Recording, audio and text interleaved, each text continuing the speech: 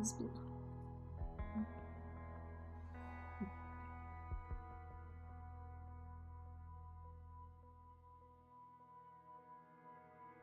Let's do streaming. Okay. We have YouTube up and running. Let's see about Twitch.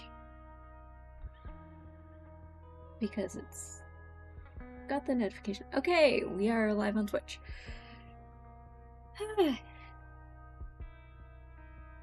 Okay, so I am still working on the blanket that is an interlock blanket. It's going to look very patchwork on purpose because interlock is basically these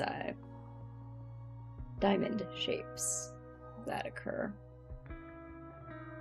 by knitting sections, kind of herringbone style. But that's what I'm working on here. I honestly thought that I would be at the beginning of this row of like shapes by the start of this particular stream. Actually, I thought I'd be on the previous round, like the previous row, finishing out the last couple of the diamond shapes so that I could start this, but I got a bit further than I thought I would by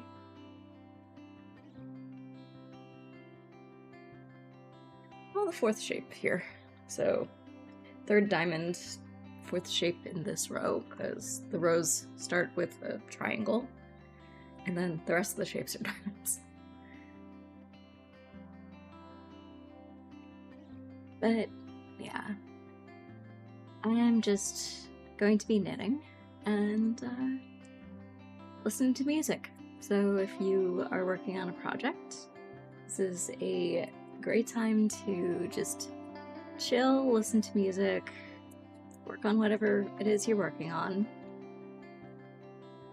And yeah, I will be mostly silent, and I'm gonna bring up the music a bit, so the audio will at least be pretty decent tunes. So, I'm going to crochet. Yeah, I was looking at a crochet pincushion that I have, or I guess needle cushion.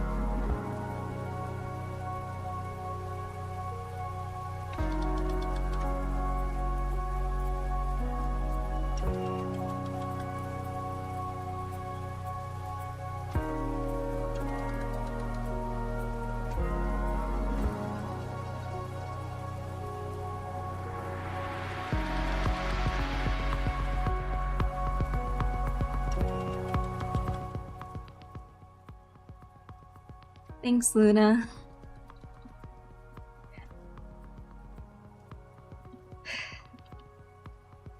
How you doing?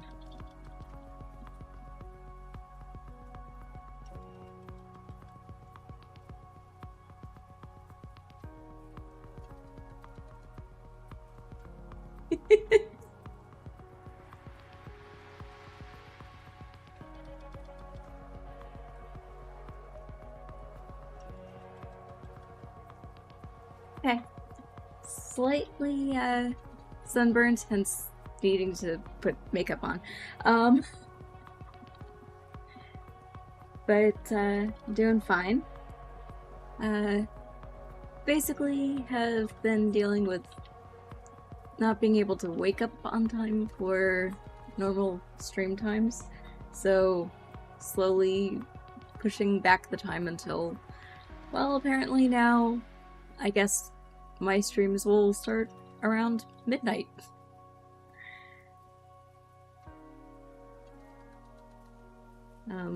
Other than that, I'm good.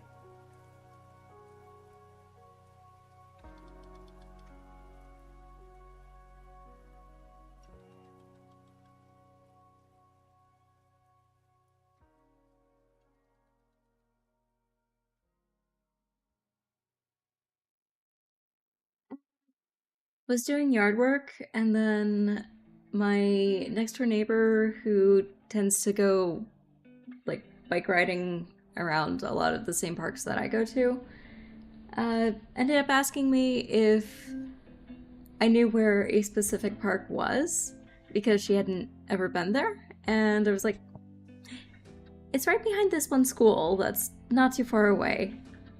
Want to go? And so we ended up doing a bike adventure to several different parks in the area that she hadn't been to, so she could get a few more parks to just hang out at, and now I've got a biking buddy.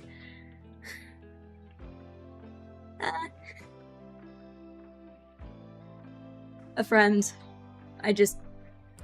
We usually don't bike often together because I have an e-bike and she has a regular bike, and she didn't realize that I could just, pace with her.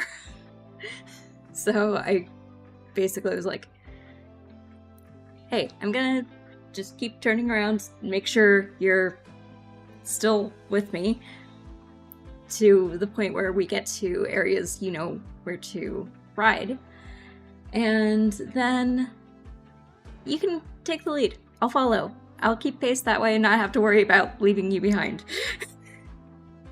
But, yeah. A friend. Not a date. A biking buddy / cyclist buddy whom was actually surprised that she was able to have another biker around her to go biking with. Though we do plan on having a few more adventures. And she does plan on, at some point, getting a kayak because she thinks it would be fun. And since I have ridden kayak and also rowboats before, I'm basically the one that's going to be, helping her get used to it. So that's gonna be fun. But, friend, she's, a decade younger than me, so I am not interested in romance anyway, but even if I was, too young.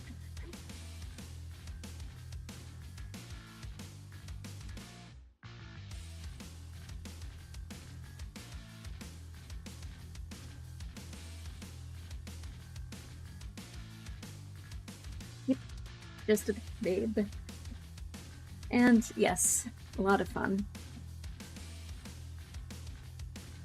She didn't realize there were a lot of the little free libraries around, so since I have a whole bunch of books to put in them, the next few trips are basically going to be me filling the basket of my bike with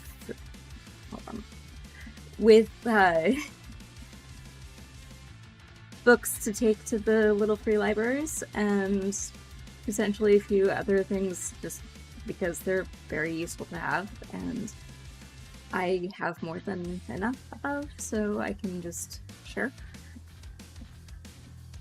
So, yeah. I'm working on an interlock blanket, so it's... Yeah. We have way too many books in the house. I have an ebook reader that basically has an enormous library on it, and I also have over,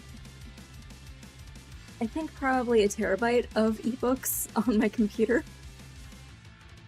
So, I have enough books. And we have a lot of books that I have copies of, ebook-wise, that are books that are in the public domain, and yeah.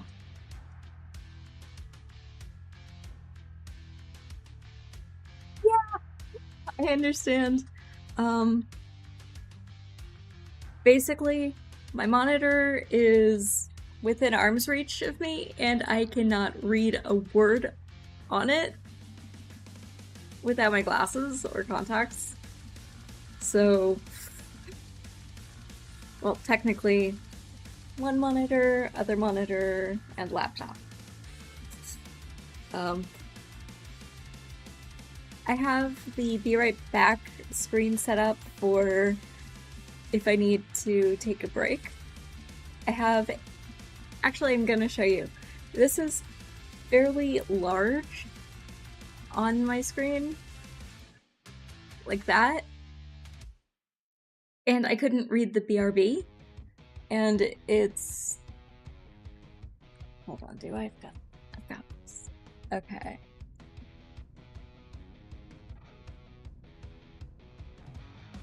Okay, I have it so that the font on my screen is about 2 inches tall. So, at 2 inches tall, an arm's length away, I cannot read it without my glasses.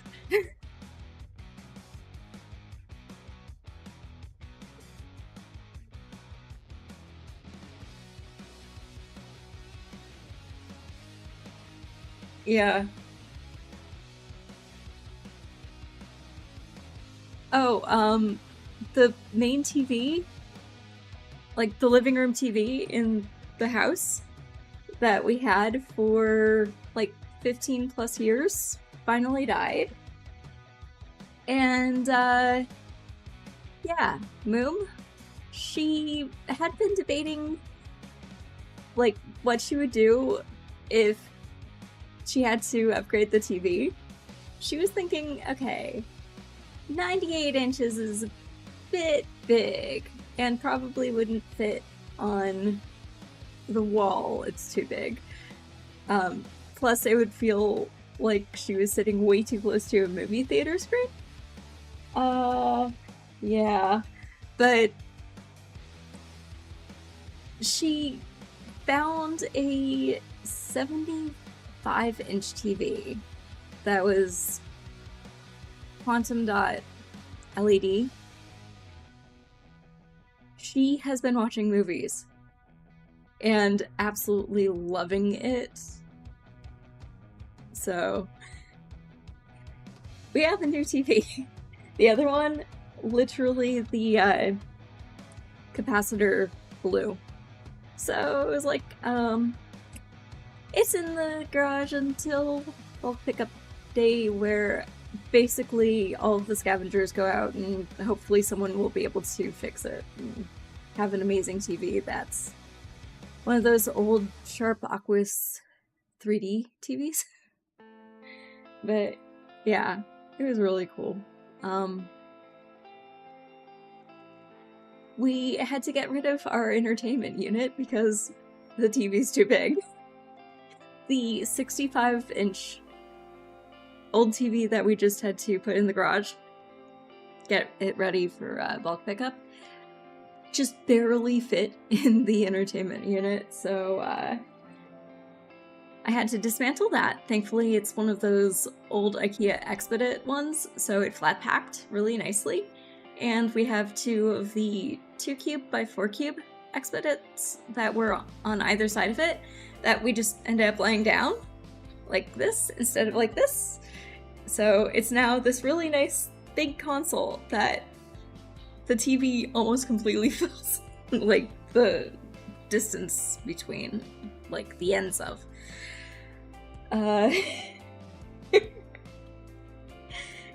So that was an interesting journey. The air conditioning unit in the pool house, it died, was fixed, died again. Turns out there was a small freon leak, so the guy came back and found the leak and fixed that. Now it froze over, so he's coming back again to see if he can balance the coolant and see if he can get it so it won't freeze over. But it's like an 8-year-old air conditioning unit, like a small 1-ton unit. So hopefully he can fix it. And since it's within a month of everything basically breaking on it, he's like, no, it's under warranty. You're good. You don't have to pay. I'm coming out. He'll be here technically later today. It's 1:10 for us. Like you and me, I guess. So yeah.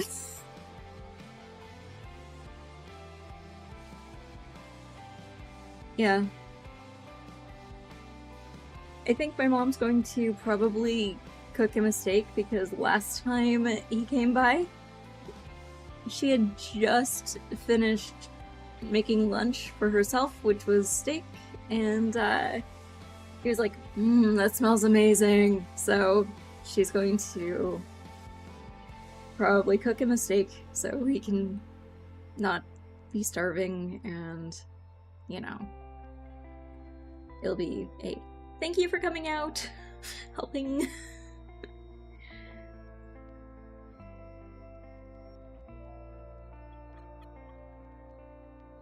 Okay, I'm going to allow that.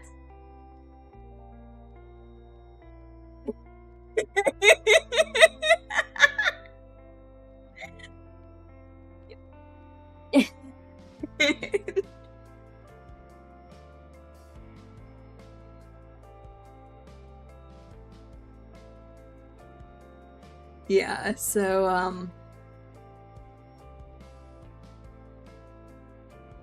it's going to be an interesting day. I guess technically yesterday, so about 12 hours ago, I was getting rid of excess mastic between tiles to get ready for grouting, which I'm going to be doing tomorrow, preferably when he's not working on stuff in that room, because I don't want to be in the way, and I have the stuff on the table which he might need to use, so I've got to move that stuff around. But the kitchen in the pool house, the backsplash is getting grouted, and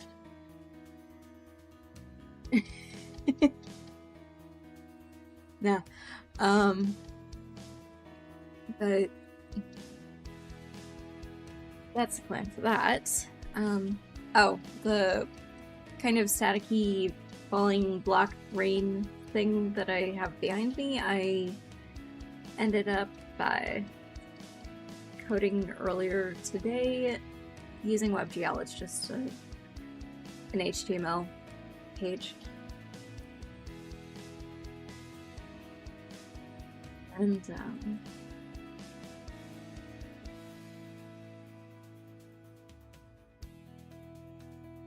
So, going well, I think. Contralock.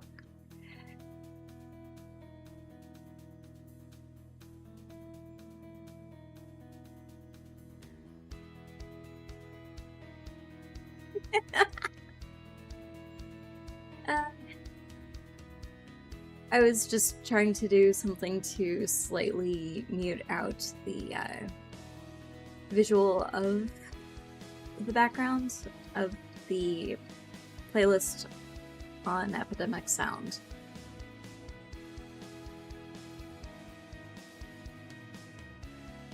Which worked a bit.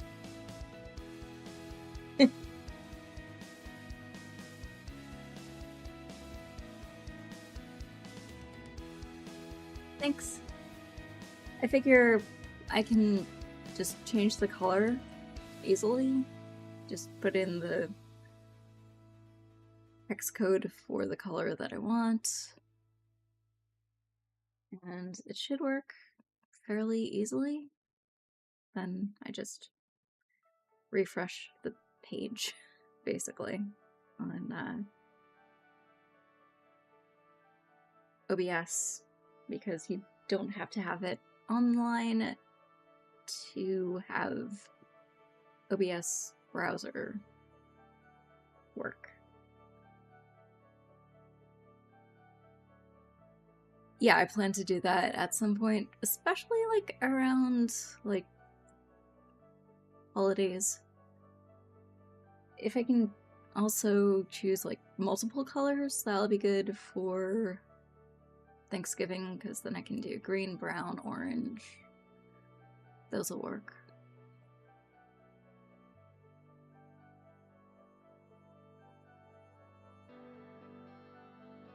But around Christmas, definitely that is the plan, because then it's kind of a Christmas lights effect.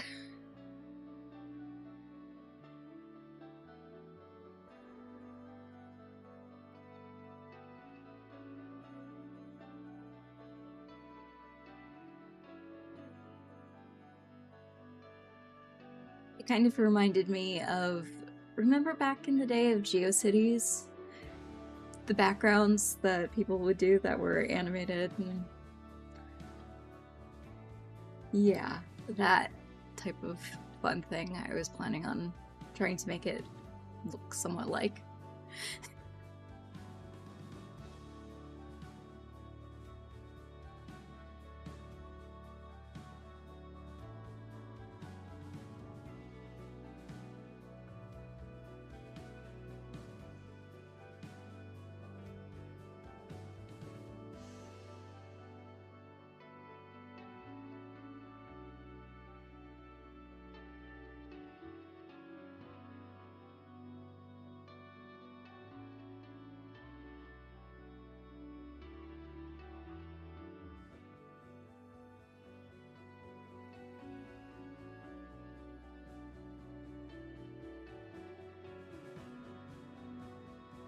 Oh, this is a blanket. I'm trying to use up all of the mandala yarn that I have. This is one skein. I have 2 of these large ones and about 5 of the small ones, so it's going to look very much like this. So diamonds, the majority of the blanket, and then the ends are just triangles. The technique is called interlock, and you can actually even do this with crochet.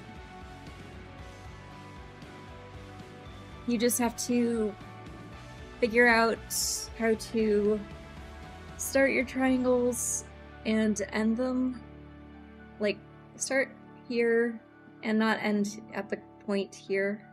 for the 90-degree, you want to end it on the other side.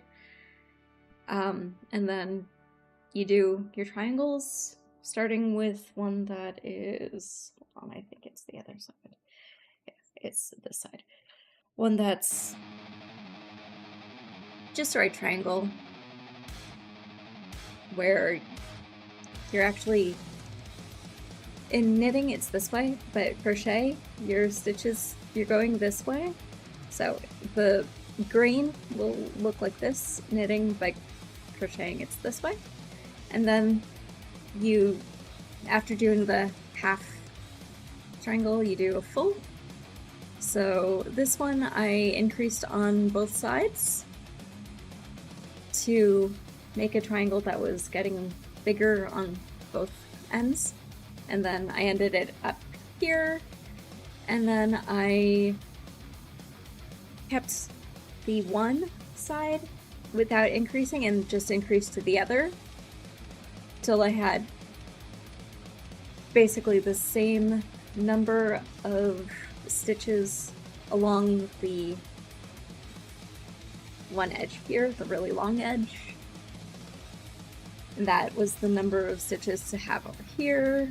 And then you keep doing that with triangles until you get to the length you want. In my case, it's around 7 feet, which was basically 11 of these triangles and the one half triangle at the start. And then you do a picking up of those stitches along this edge of your last triangle. And by doing that, you are starting over here and crocheting while increasing on this side until you have, like, and picking up one stitch each row until you have the same number of stitches as you had here, which makes sense because it's the last time you pick up a stitch from this triangle is basically the right amount.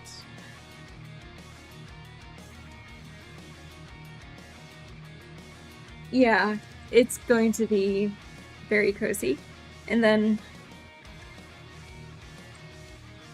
you just, the next one, you pick up the stitches on the other side of the foundation triangle, like the beginning triangle here, or the last one from the starting row here.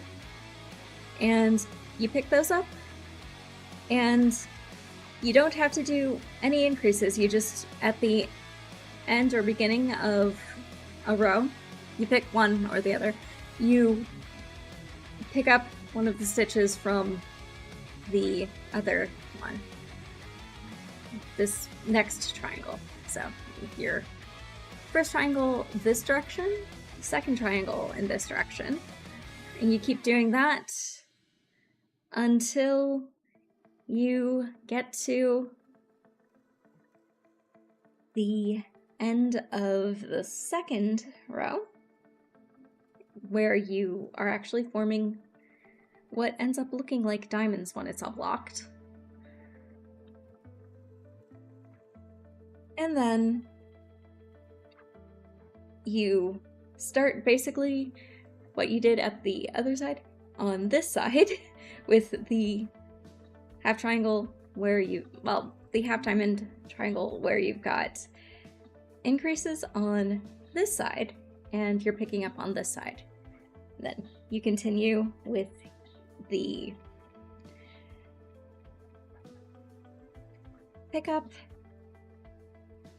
those stitches along the side and you continue picking up stitches here, but you're not increasing anymore until, well, you get to the end of this row, and the next row you've got the next half diamond.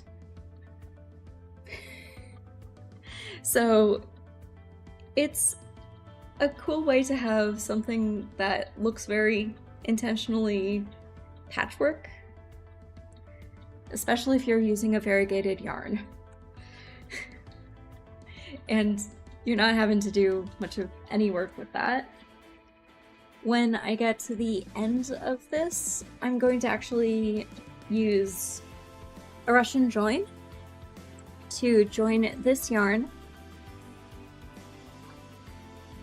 to this yarn. So this yarn ends with a green. This one starts with a brown. Russian join, basically I would be kind of doing the slip one yarn through the other like this, and then using a yarn needle, putting the end of this in through the yarn here, and the end of this one in through the yarn here, and then it basically is joined and looks very much like any of the points where the yarn just changes from one color to another in this, so it will end up looking fairly seamless, and I won't have to worry about weaving in ends until the very end, where I've got the first and last end to weave in. And in my case, the first one is right here. So, a bit of an end.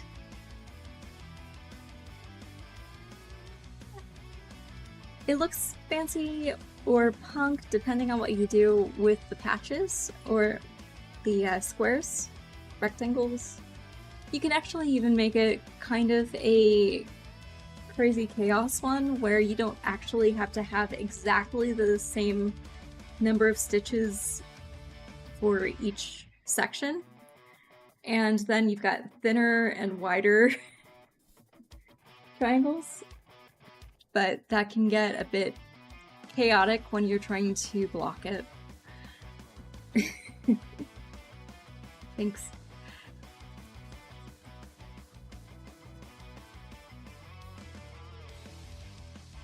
And this is basically me just trying to use up the rest of the mandala yarn I have, so.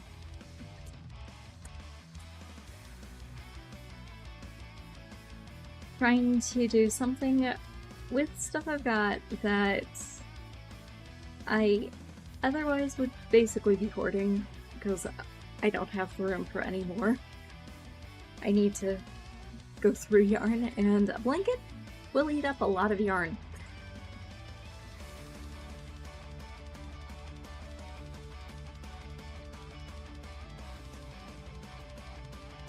Thanks.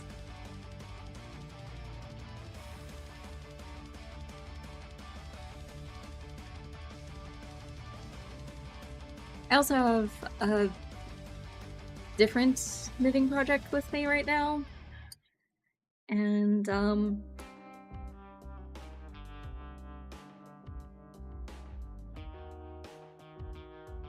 basically making, I guess, open tip finger gloves. I don't know why they're called fingerless, but they're for riding the bike in South Florida, or if I go to Colorado, I have fingerless mitts that I can use with my phone.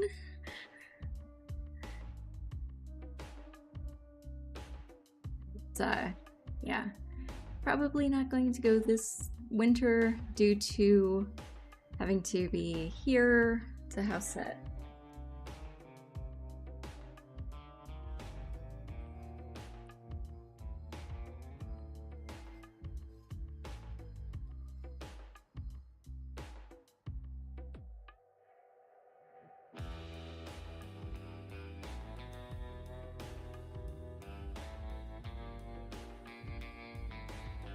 Yeah, Moon finally gets to go see Umbri after all of these months. Almost a full year since she's been at the other place. And she'll also get to see... Okay, last time she took a vacation was when the roof decided it was going to leak everywhere after a bad storm. So she has been very hesitant. And it's a good thing I was there, because it was like, okay, why am I hearing water? And then I looked over into the kitchen, and it was raining onto the... At the time we had a bar top, and it was raining right next to her laptop. So I was like, the next few days, I was just, okay, giving you updates. Here are the pictures. This is what I've noticed so far. This is what I've done to mitigate damage. Yeah.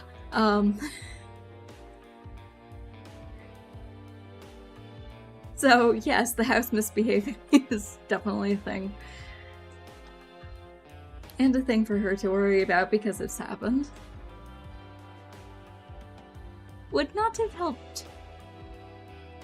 It also tried to destroy my computer, and it started raining over where the keyboard was.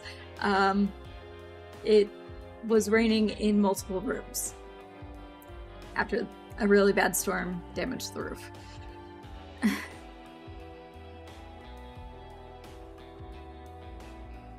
And that was before a hurricane hit. So, one of those things. Honestly, I think I would have probably enjoyed a spanking, so probably not for the best. It took us, and insurance, over a year to get the roof redone.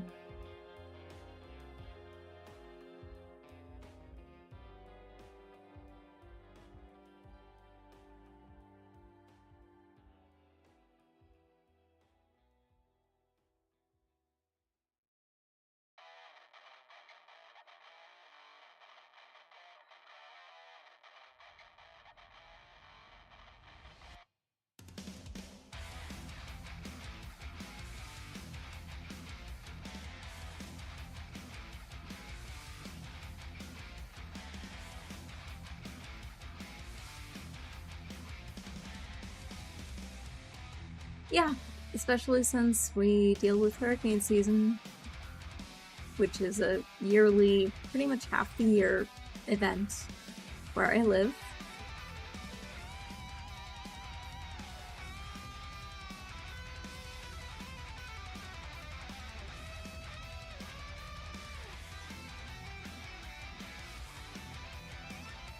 It's one of our 2 seasons. Dry and hurricane. Yeah. Which could also seriously damage roofs, and you have the risk of your pipes bursting, and... yeah, there are a lot of issues there as well. That you have to make sure to winterize things, and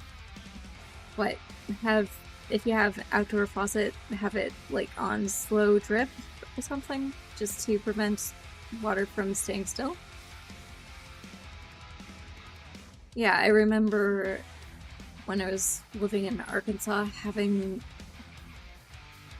to make sure certain things, the couple of times we had snow,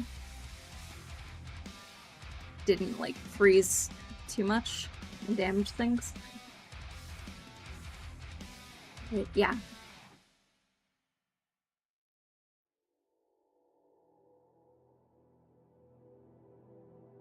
Every place has its issues.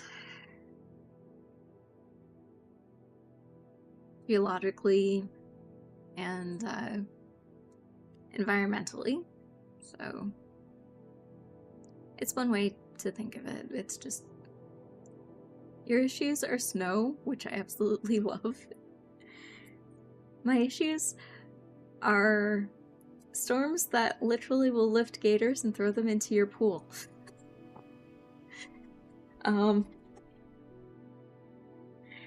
We have tornadoes because the hurricanes tend to spin up tornadoes. We also have tornadoes randomly every once in a while. Usually not too bad. I live,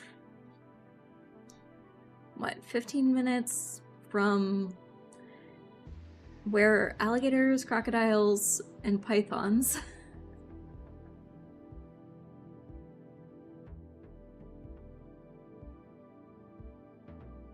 Oh, good.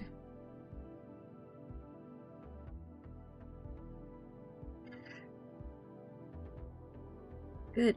I am glad you are in a safer place.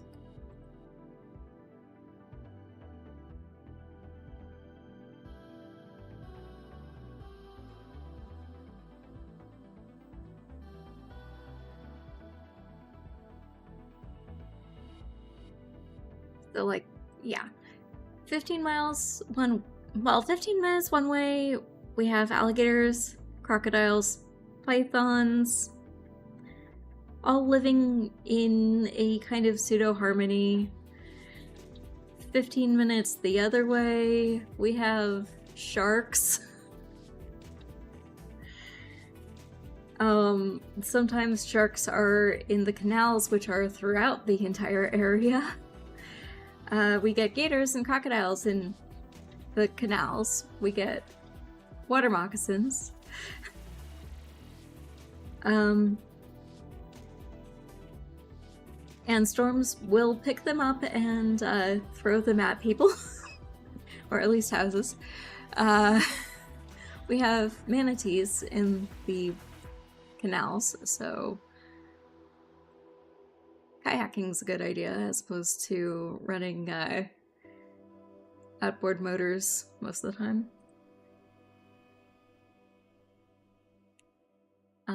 A friend, when we were kids, ended up falling off of a dock, and all of us kids basically rushed to try to get him out.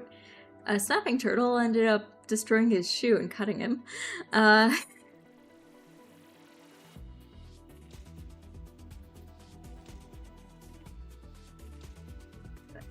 Yeah.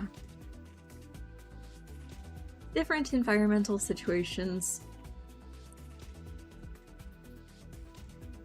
There are several areas in my area that I have friends who gave me a heads up on what to look for, like dime bags show up in the neighborhood. You keep going. Do not stop. Do not pass go. Do not collect 200. That would be considered solicitation. Yeah. The shoe died. The friend survived. I'm okay with the shoe dying, considering the friend survived. Thankfully there was not a gator or a croc in that water at that point in time, which is rare considering the same rule that applies in New Orleans and Louisiana as a whole of, is it water? Is it wet? If so, there are gators. If you cannot see gators, they are hidden gators. If you can see gators, there are gators. That applies here for gators and crocs.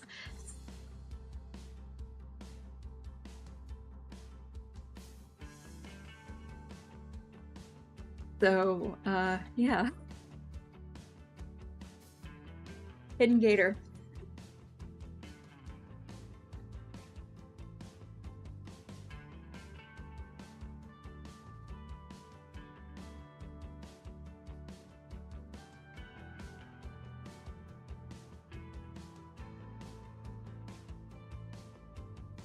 Yeah. We also get iguanas that when it's cold, they will fall out of trees onto you. So, it's quite interesting. Rain of iguanas is a thing.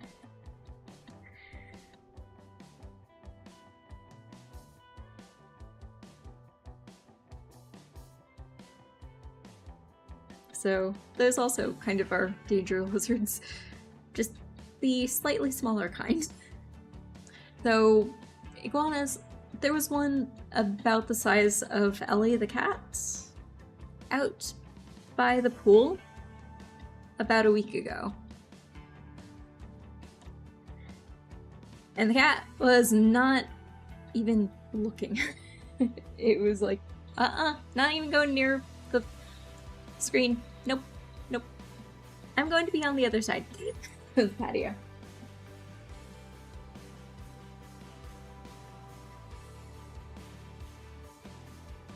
Oh no! Iguana dropped for a wedding. Wow. Sorry about that.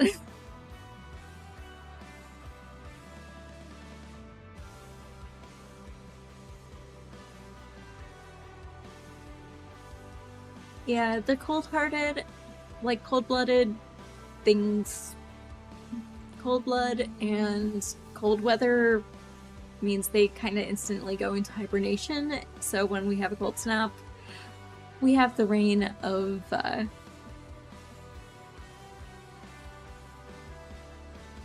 cryptic. Who acted like it was your fault? It's not your fault. It's literally the weather. We have a cold snap.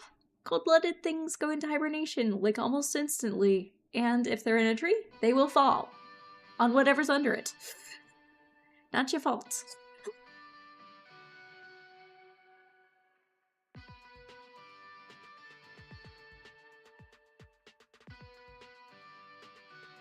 But, yeah. Iguanas be like that.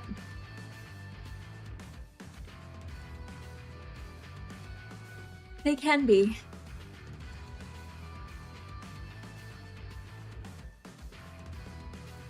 And Luna here can probably attest to that. I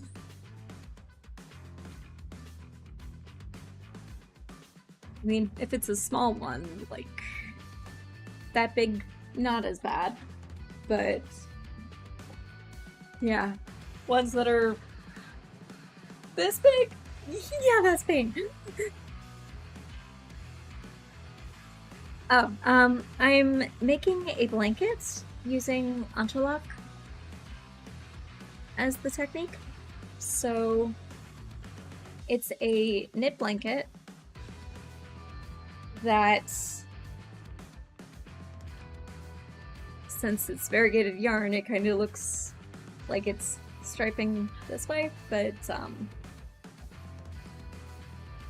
yeah, it starts off as a bunch of triangles that you basically pick up stitches and knit into the stitches that were remaining on the needle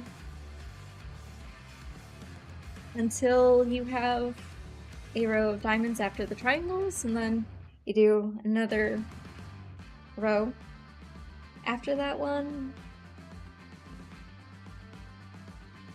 And that's what I'm doing. It's a blanket made from mandala yarn that I have left over from a few projects. I have the remainder of this ball plus 2 of these larger ones in different colorways. And I've got like about a handful of other mandala that I'm going to add to it to make it the length or width I want. It's currently 7 feet long. Yeah, it can. The fact that it's a variegated yarn means I don't have to worry about really the color changes, they just occur. I mean,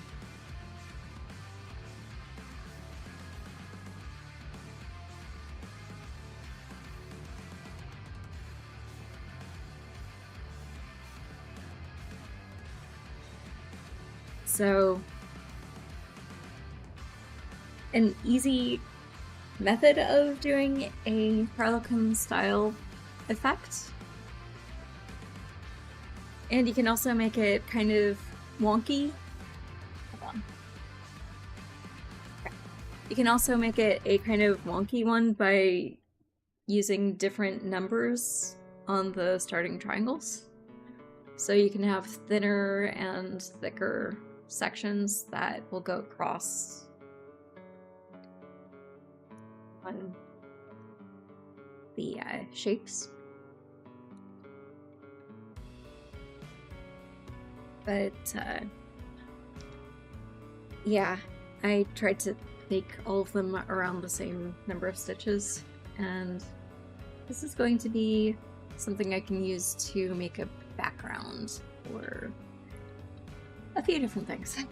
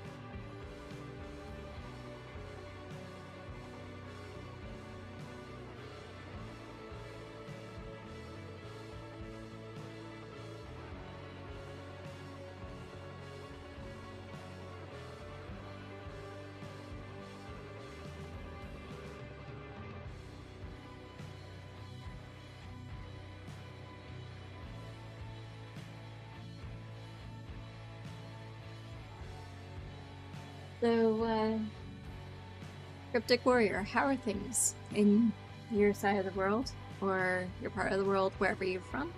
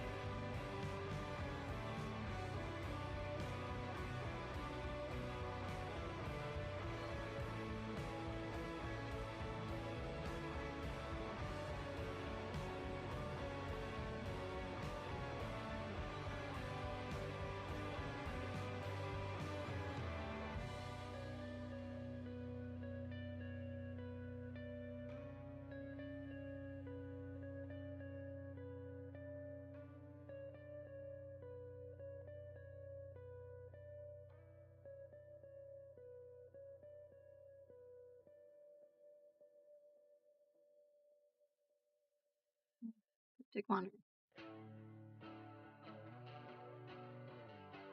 Sorry. I literally have my laptop here with chat, and it's just off to the side, so it's kind of hard to see names.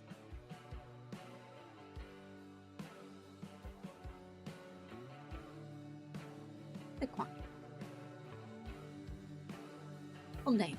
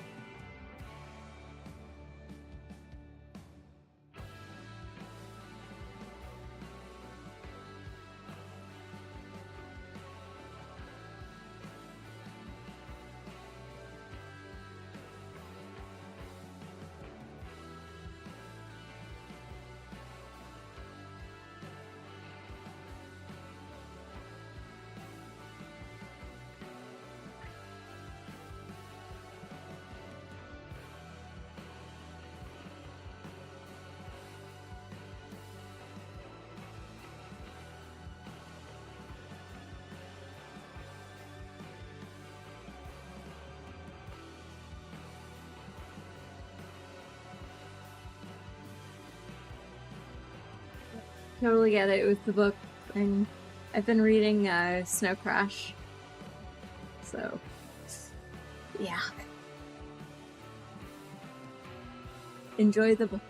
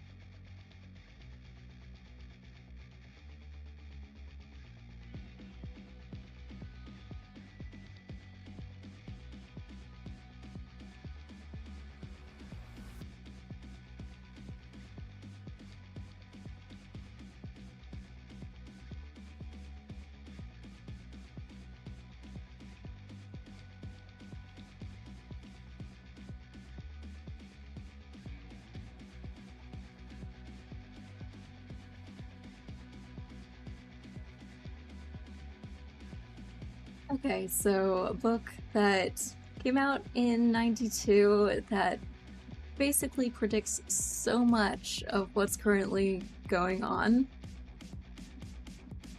Yeah, it's interesting. There are a lot of issues with it, but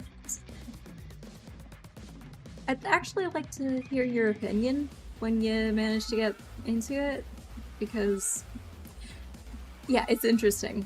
And by the way, the metaverse is in that book that came out in 92.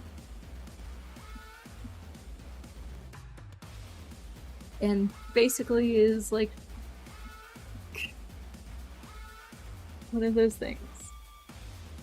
Oh, good. That'll be fun. We can have a pseudo book club where it's like, okay, I'm reading this book. Do you have it? Or you can be like, I'm reading this book. Do you have it? And if we both have it, then hey, cool. Otherwise, it's like, basically one of those things where it's an intermittent book club. When we both have and are reading a book. And it can be potentially a decade later if it's a book that I read and I can just really quickly glance over it and be like, yay.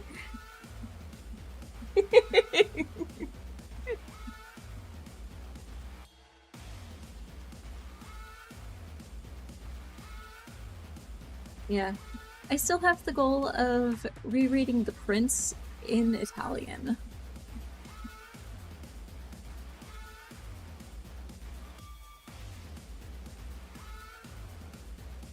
Okay. Good to know. Project Hail Mary. I will look that up. Computer. What?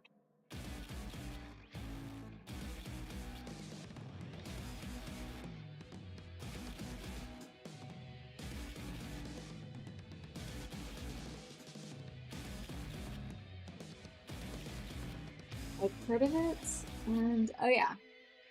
Yes, I've heard of it. I do plan on reading it.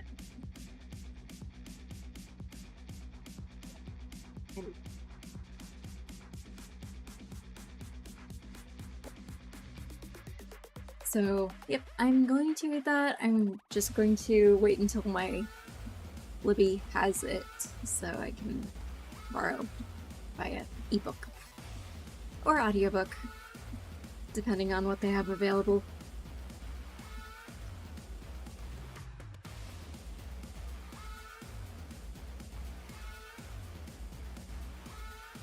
So, Project Hail Mary.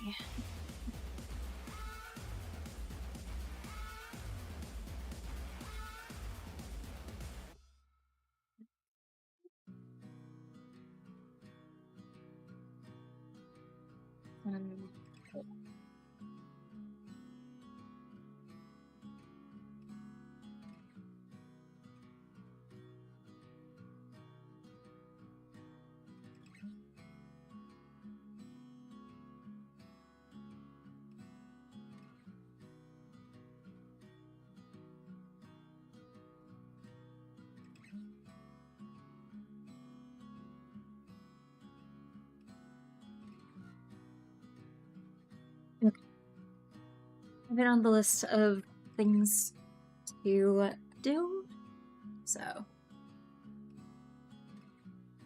okay, cool. So it's back.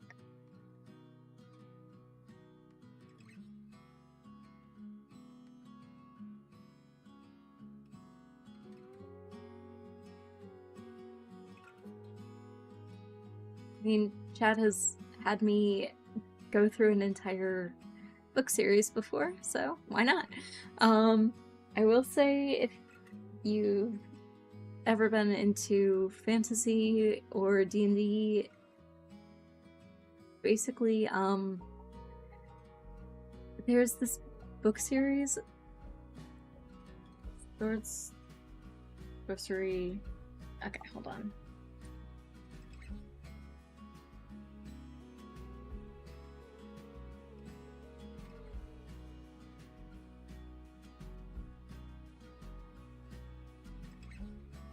Spells, Swords, and Stealth.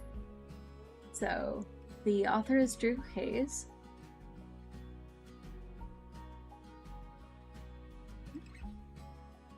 Yeah, Villain's Code is another. And he has several series, but Spells, Swords, and Stealth is so far 5 books. Status is ongoing according to his website. NPCs is the first book. It is fun. Split the Party, Going Rogue, Siege Tactics, and Noble Roots. Really fun series. So if you get the chance to read, it's just really fun D&D in a situation where you are rooting for the NPCs. And you're following these NPCs on their attempting to survive in their world. So, yeah. I have also the Fred the Vampire Accountant's first book, which is The Utterly Uninteresting and Unadventurous Tales of Fred the Vampire Accountant, that I plan on reading after the next couple of books that I have already, and Villain's Code is another series of his, which is another series that I plan on reading.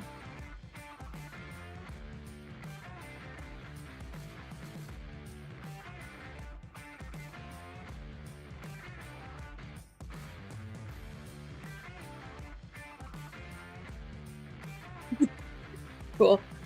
I hope you enjoy NPCs, and I hope you enjoy the Will of Mary.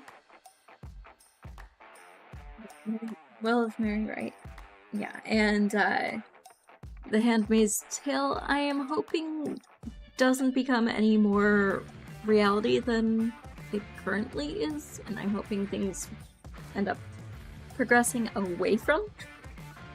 But, yeah.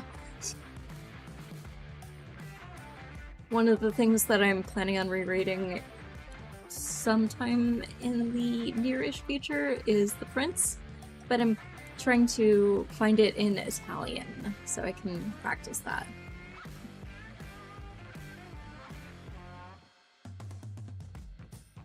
But, yeah. So, Pseudo Book Club, yay!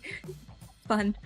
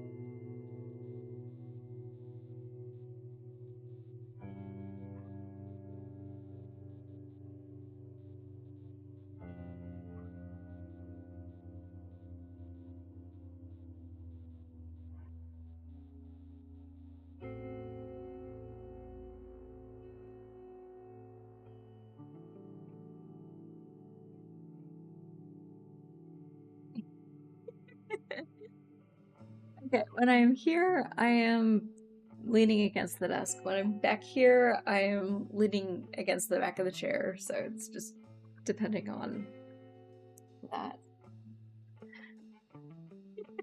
Sorry.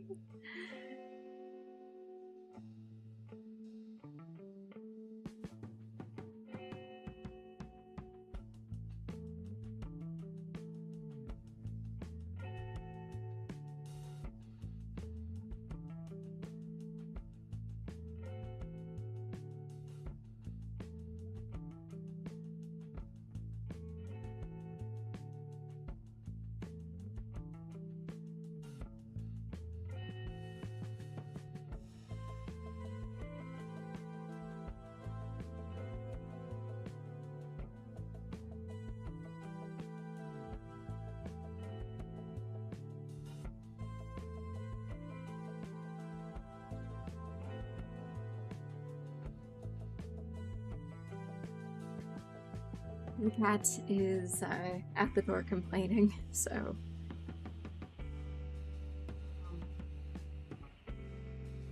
Let me see if I can pick her up.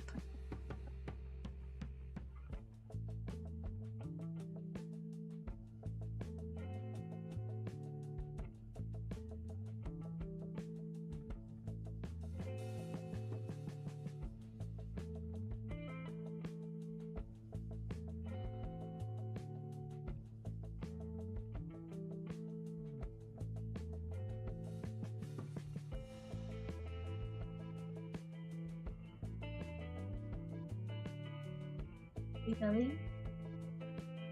Elizabeth?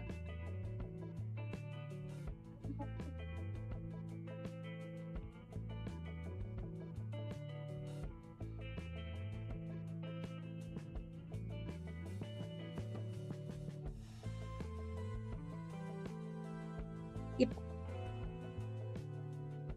She wanted attention, but she didn't want it that much.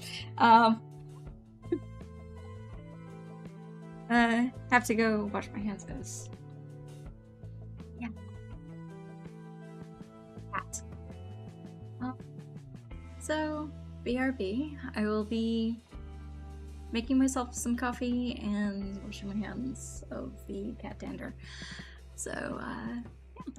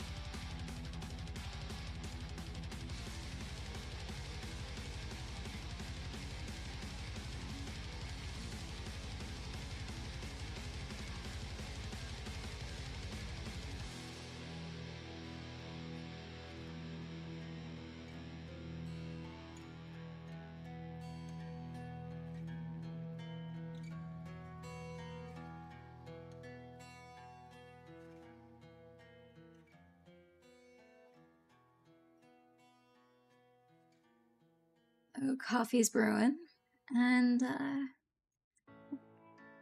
back to crafting.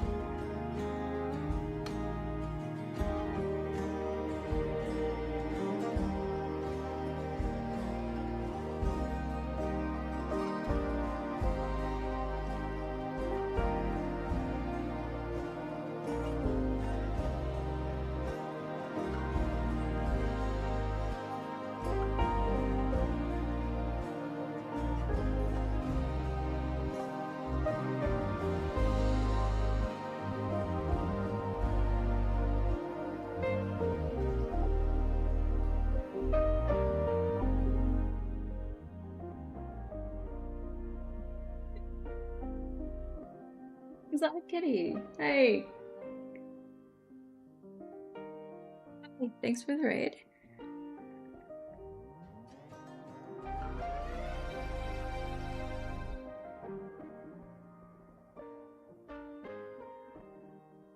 I can see what your message says.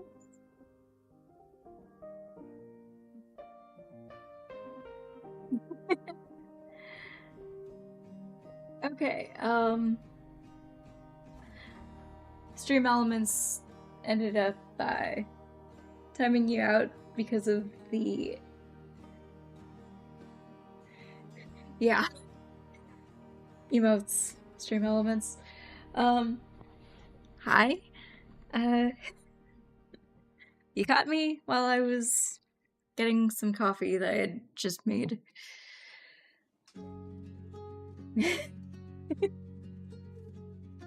Thanks for the follow. This is my weekly craft and chill night where we craft or do whatever it is that we need to do, and it's basically like one of those body doubling type streams, but also chatting, totally cool. And I quite often am chatting with people in stream, like in chat, such as Luna. So Lunaku is a regular, and yeah. I am currently knitting a blanket using entrelac.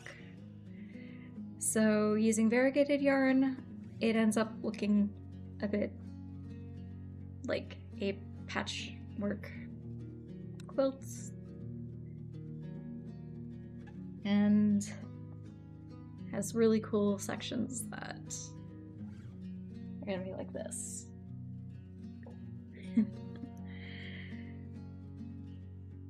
And entrelac is the way it is because it interlocks with the previous row. First row is triangles, second row is primarily the diamonds. It is interlocked with the previous row of triangles using the edge, where on this side I ended up picking up a bunch of stitches, and then I just, at the beginnings of the next rows, I... ah, cool.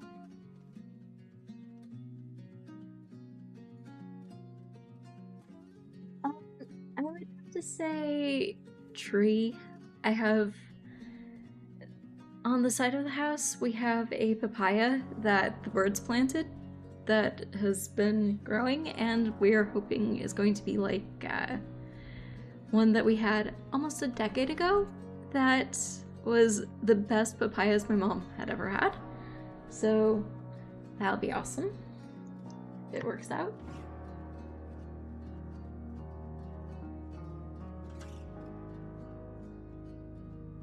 Okay, so Exotic Kitty Stream Elements, it was messaged too long was the reason. Taking a break after someone passed. Yeah, I understand.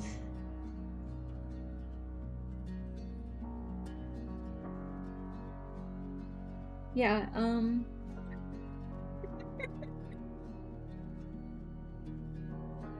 so yeah, this is acrylic. I'm basically trying to use up all of the mandala that I have lying about. So it's going to be different colorways, but it will hopefully end up really nice and comfy as a blanket. Yes, it's acrylic. The cool thing is my washing machine has a steam setting, so I can just throw it in and block it that way. And that's okay.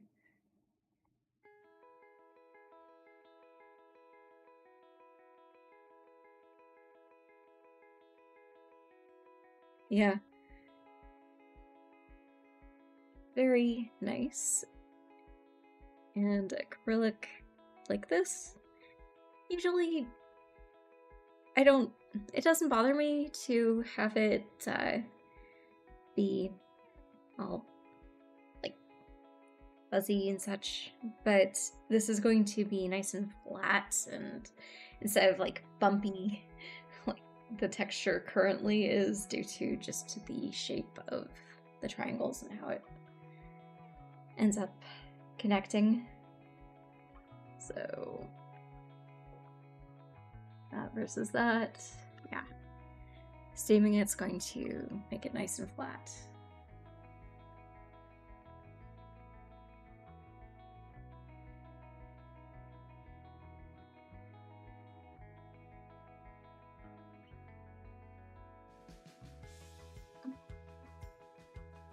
I taught myself to knit in, I would say, about 97, I think it was. One of my grandmas gave me a book that had basic instructions on the cast on, bind off, knit stitch, purl stitch, and then had patterns where it was sweaters. I live in South Florida, that's not going to work.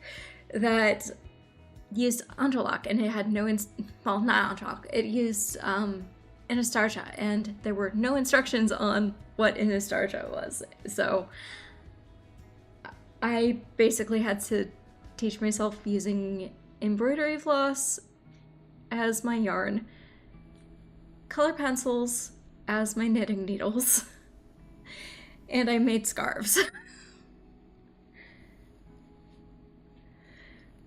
So I live in South Florida, so it's like perpetual summer.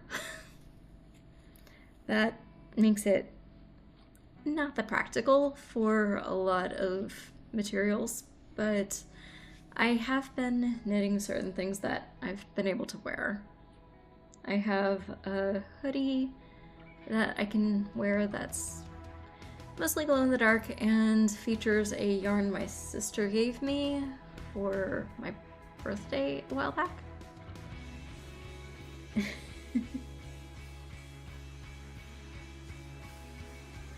That one was also, according to Stream Elements, too long. So let's see, what did you say? Nice! You knitted since COVID times, understandable. Always wanted to learn since your grandma always knitted, but you had a language barrier and you're left-handed. Yeah, the bot is very naughty, Luna. Yeah, I taught myself using a book, and I couldn't figure out why my garter stitch turned out to be stockinette. I turned direction that I was knitting instead of the project. I'm ambidextrous. You've been knitting and crocheting since learning from YouTube? Cool. Having to mirror everything since you're left-handed. Okay, I'm going to show you something that you may have noticed. With me, I'm a mirror knitter. Mirror knitters knit both directions. I couldn't figure out why I was having trouble with doing garter stitch when I started. Yeah, learn to crochet from YouTube. Yeah, my grandma taught me that, like one of my grandmas taught me that on a road trip when I was like around 6. She taught my brother and I.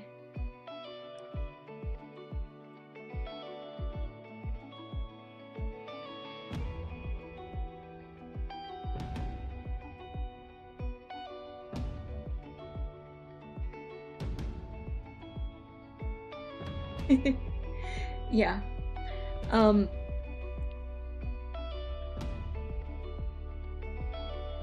I'm going this way currently, but was going this way. When I started knitting, I didn't turn the project, I just switched directions.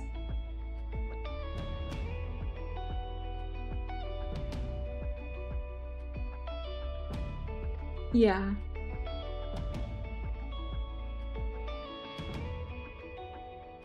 I'm primarily ambidextrous, except certain things that require aim, in which case I'm left-handed.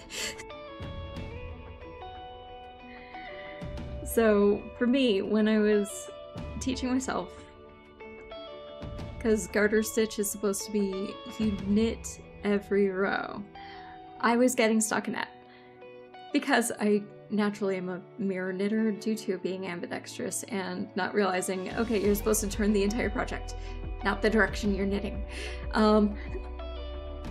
But yeah.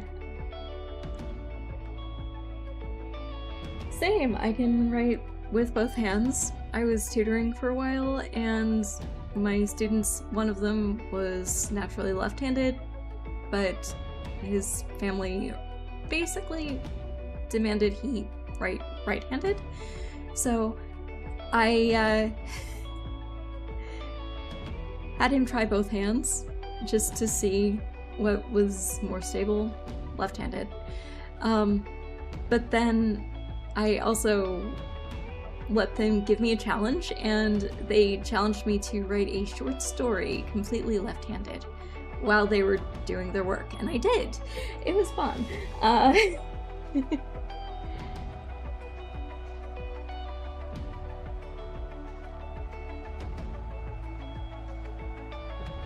And then when I was ice skating as a little kid, because yes, ice skating rinks do exist in South Florida. Unfortunately, the one I used to go to is no more. It was closed down. It was damaged during hurricane and they weren't able to fix it. But, yeah, we were told, okay, you have to choose left-handed or right-handed, which way you're going to spin for the rest of your life in ice skating. I taught myself every single trick both directions, because I figured, okay, one side of my body is going to be very, very bored if I don't have the option. Yeah, ice skating's fun. And a great way of escaping the heat.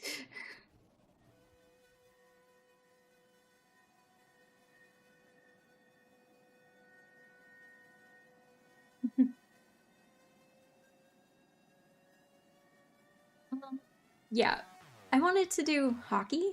My brother was really good at figure skating, even though, like, he started out really unstable on his ice skates. He got really good at it. They wanted him to compete. My parents did not want me to do hockey because, can't really see what that glass is. I've been wearing glasses since I was a 4-year-old. Different ones. These are like my 20+ odd pair in my around 40 years of wearing glasses. But yeah.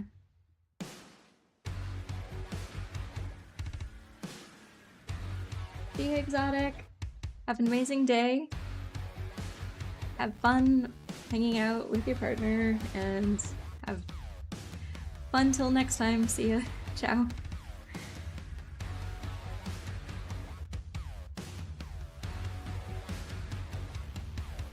Bye.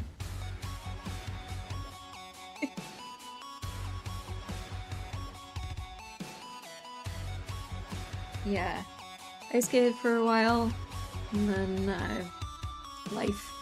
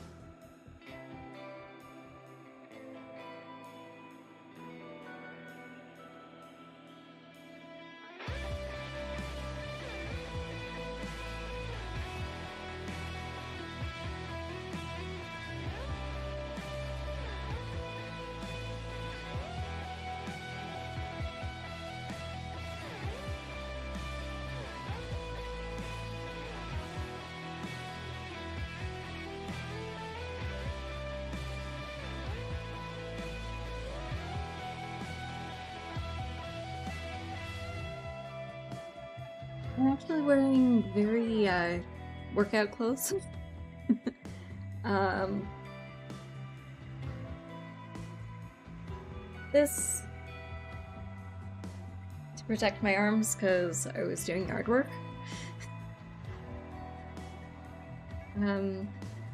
This is a workout tank top underneath yoga pants. The reason for the makeup was because of slight sunburn. That is why.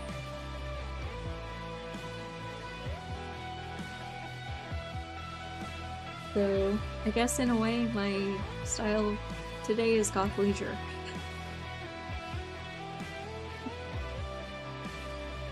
Thank you.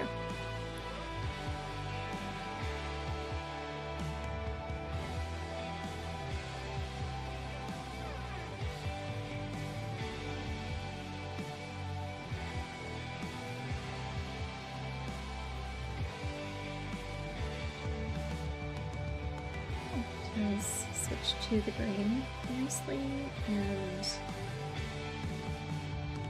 it's going to be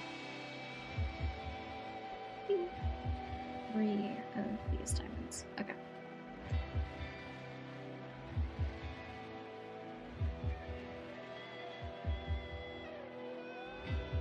And I have my hair up because... Oh! What flavor?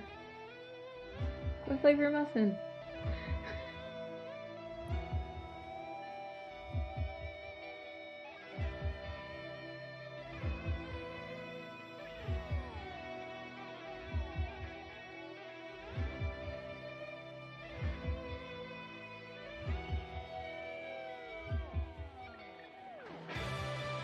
Oh, delicious chocolate chip. I think my mom has finally figured out a recipe for like muffins using almond flour that doesn't have a slightly gritty texture to it anymore. So considering she just realized that regular chocolate chips are almost as good as the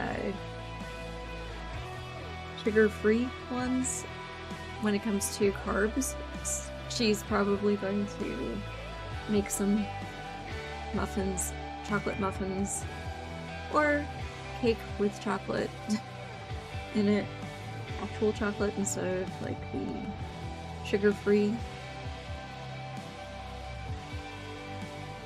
So I have to get her to write down the recipes so I can post them for the Discord. Because she has amazing sugar-free and low-sugar recipes lately, and I'm just like, I need the recipes, I need to write them down, I need to share them.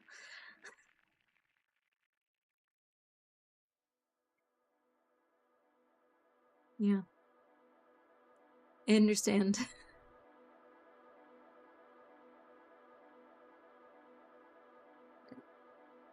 Sounds delicious. I'm glad you were able to have it and enjoy.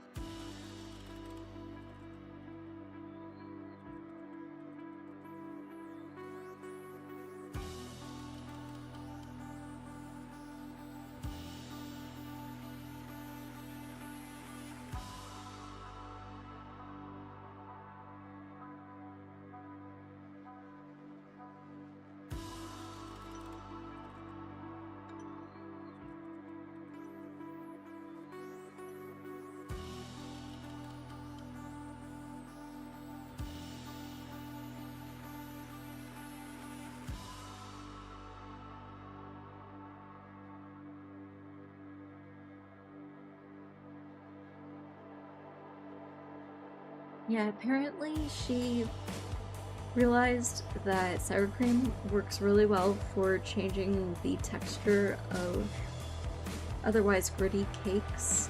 So, almond flour recipes to making it so it's not gritty and it's nice and smooth via watching, what is that show with James Spader as like a criminal mastermind type dude? Well, that show, there was an episode where he and another of the actors were baking a cake, and he's like, okay, add cream, like add sour cream, and I'm like, why? Trust me. Apparently it's a thing. It actually does smooth out gritty cake mixtures, and it's like surprisingly really good.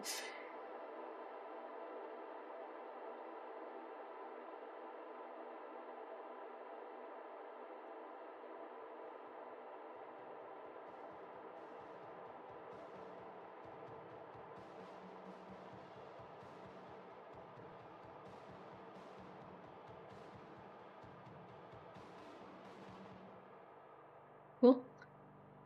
I am glad that there are a lot of things that will actually work with sour cream.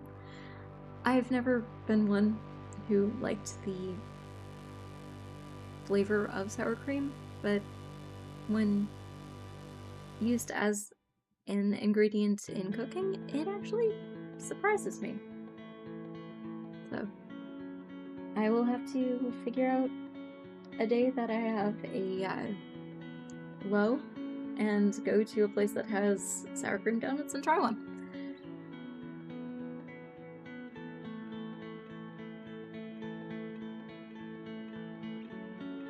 Because, I mean, that might be like an amazing solution for lows.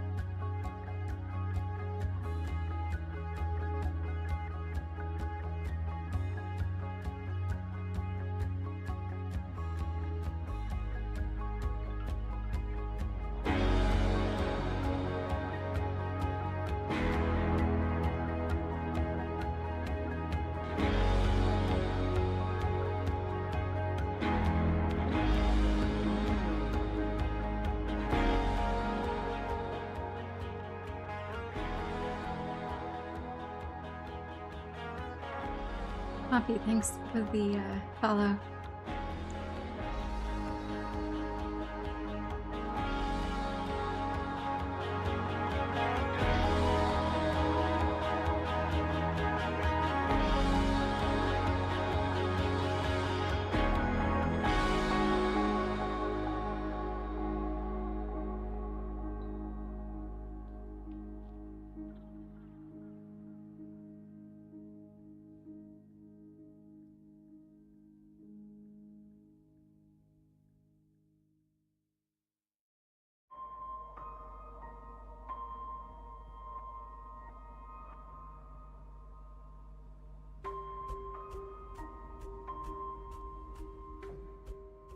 Totally the point of the stream. Awesome. Thank you.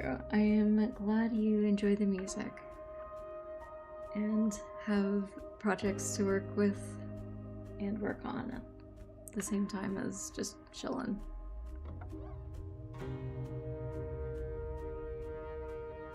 So, may I ask what projects you're working on?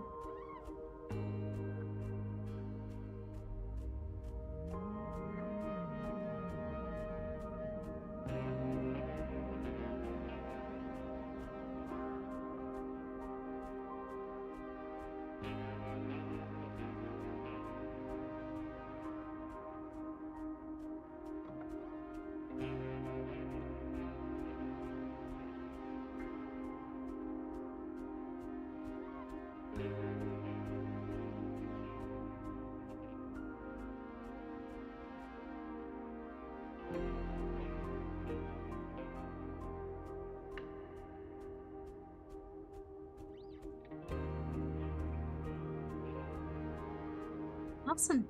Painting's fun. So, acrylic, watercolor, oil. What's your medium of choice? Or media of choice? Just out of curiosity.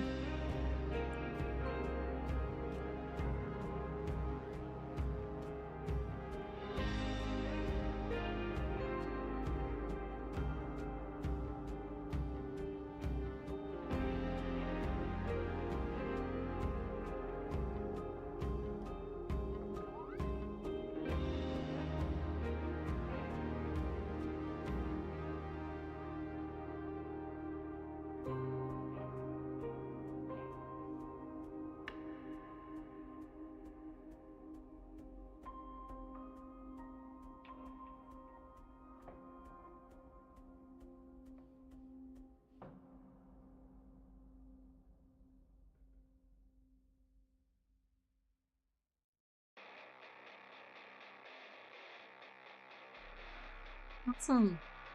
That looks fun.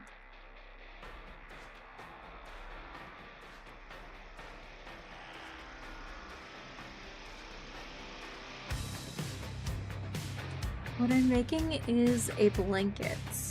I'm knitting it using interlock, which is a method that kind of interlocks different sections.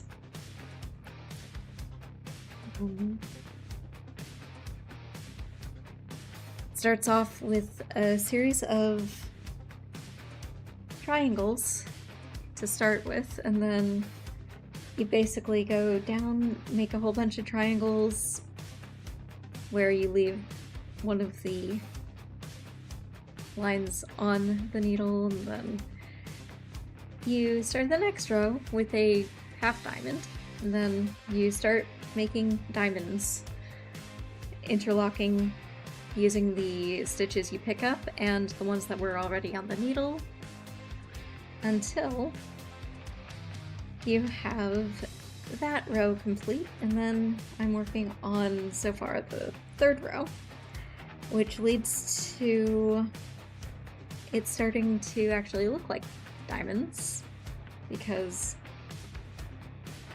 the third row, your first half diamond, sets it up, but then you are picking up and using the stitches from the previous row's diamonds, which turns those into what kind of looks like diamonds. And since I'm using a self-striping yarn, mandala yarn, it ends up with these pretty interesting bits, and it ends up looking like a really cool patchwork quilt.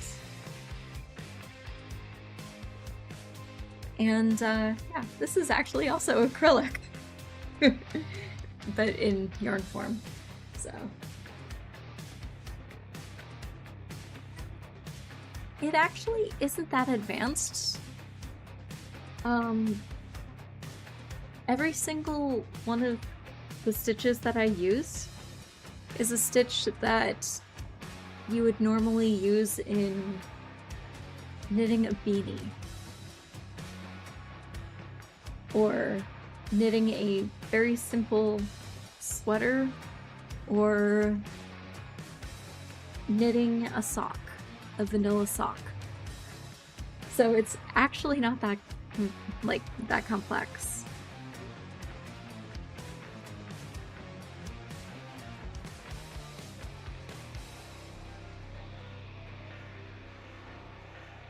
So, very simple pattern.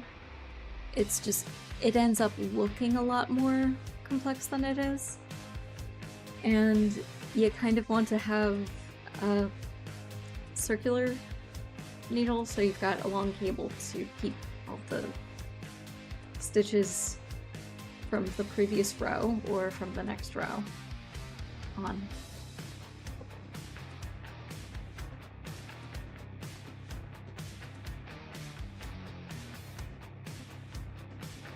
Hey, bikinis are fun.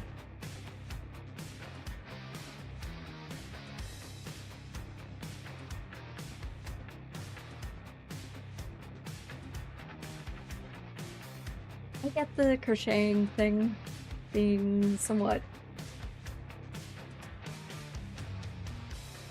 not what you usually expect, but I mean, cute cactus. It needed needles. I needed a pincushion.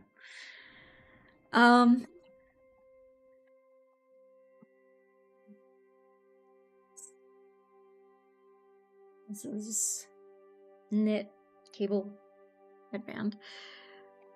But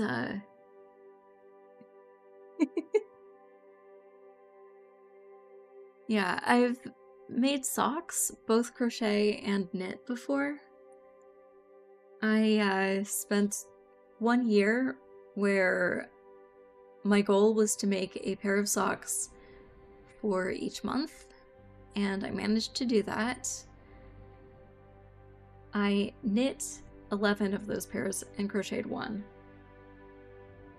It was a fun way to practice techniques I hadn't really used. And it basically broadened my horizons, especially as one of the patterns I used was by Stephen West, who's a pattern designer. He had just started doing sock patterns, and had a mystery sock along. So, mystery knit sock along. And his patterns are a great way if you're into knitting to learn fairly advanced techniques in a not so scary way. And he has tutorials for all of the techniques, for just in case you're using them on another project. But crocheting is one of those things where I didn't start using patterns for any of my crochet until I'd say about a decade ago. I've been crocheting since I was 6. I'm in my 40s. So, I tend to freehand that, but now I can find like all of these public domain books from the 1840s on that have crochet in them.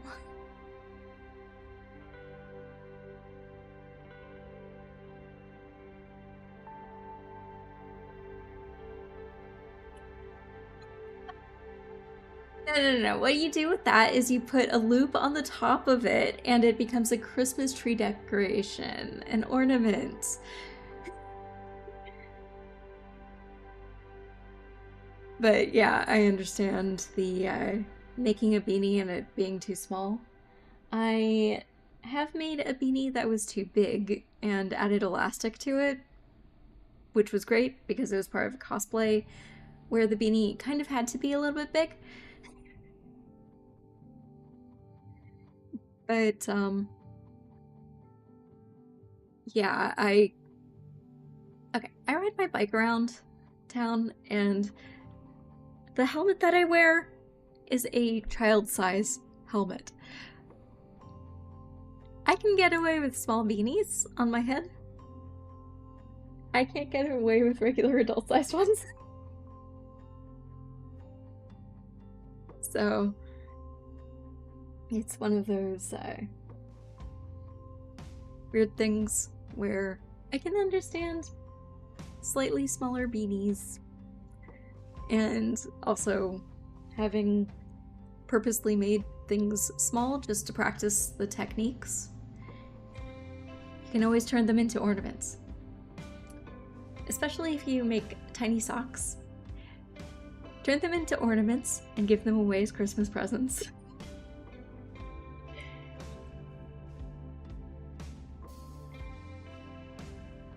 Then you do end up giving the person a present.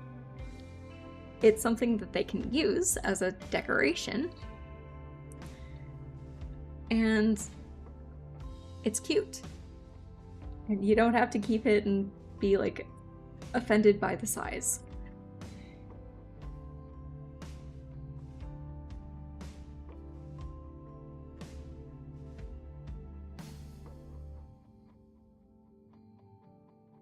In high school, in home ec, which I had the clothing construction home ec class. We actually made a whole bunch of ornaments that were about this tall. So if I'd made a sock, it may have actually fit me, but it would have had to have been kind of like the top ribbing area would have been about this tall. But yeah, those were a fun project, and they were literally to be given away. You could do embroidery or whatever you wanted on it, but it was small project, practice project, and you just had presents for people for the holidays without having to worry about anyone being offended that it was the wrong size for them. Because people come in a whole bunch of different sizes. And you might not know at first glance that the kid next door, who's really short and in t-ball, and one of his coaches had to switch hats because, well, little kid, his head and hair were too big for the kid-sized hat, and the coach had a smaller hat.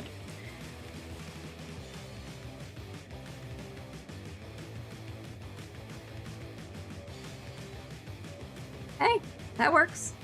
It became a tennis ball sock.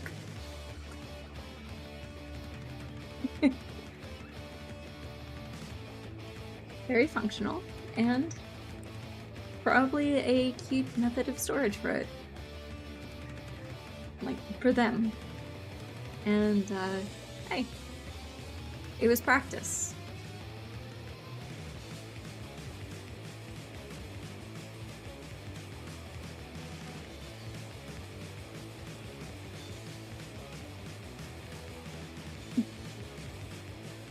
Yeah, my brother was the kid I was referring to, who, as I think it was a 7 or 8-year-old, his hat size was too big.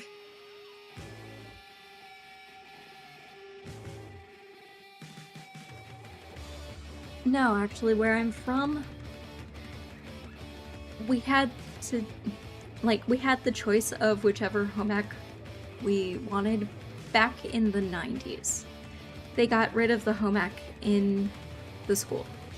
Woodshop is still available, however, the clothing construction is not.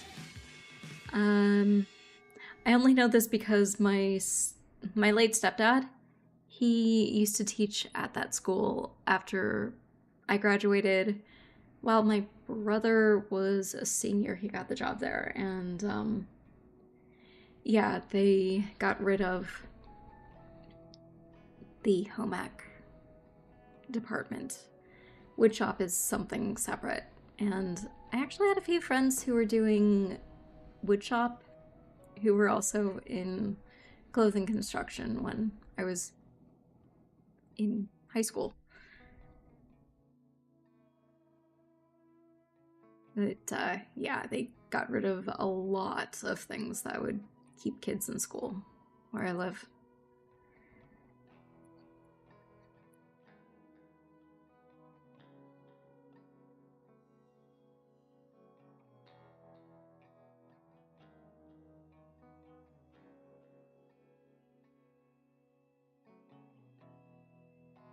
Yeah, all the fun stuff. My clothing construction class was interesting. There were 2 guys in it, and all of us girls were like just totally encouraging them, and anyone who complained about guys being in the class, we pointed out, well, they're surrounded by females throughout the whole class. They get to help us with things. We get to help them with things. If they need someone to model, they have their pick of about 30 females. And there's another guy who's actually fairly fit. They were both fairly fit at the time. It was like, okay, cool. We encouraged it. And the teacher would, on days that we had practical lessons where we basically would all model our outfits and things we made, we would have Chinese food. Like, the teacher would have Chinese food delivered. It was awesome.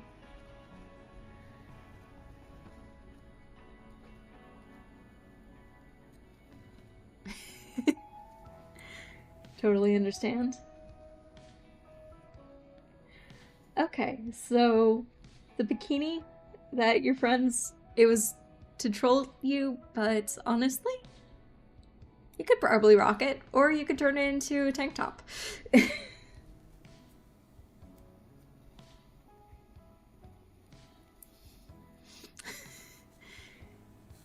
Now, knowing that you were one of the guys in the class, I totally get it.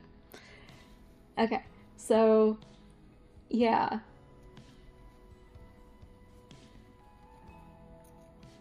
I understand the wanting a change. At home, I would do woodwork with my mom. So,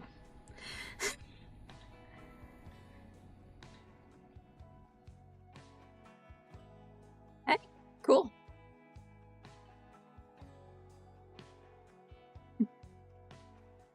It's definitely something to be proud of. And you probably still rock it.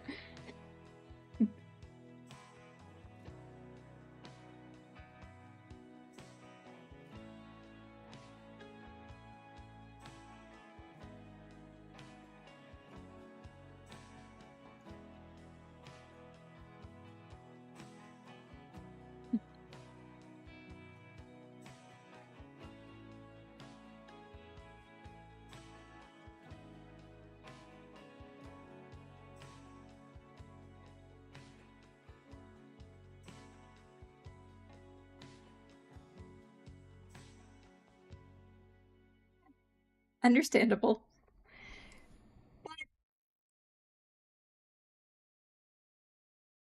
You still have it, so there may be other house parties in the future that you can totally troll people with. Have fun.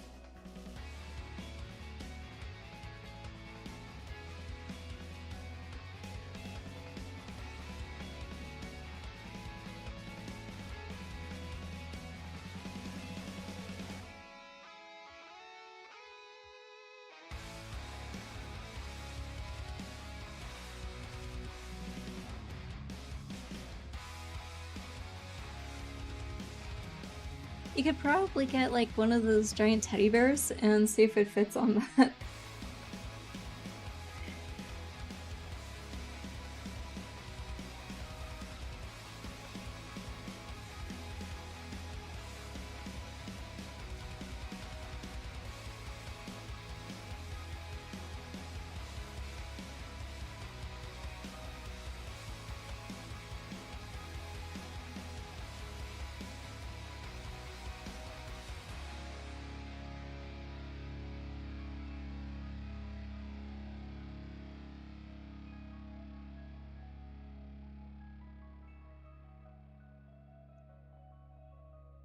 Giant teddy bear display of your crocheting prowess and remembering the party. But others wouldn't know the party, so.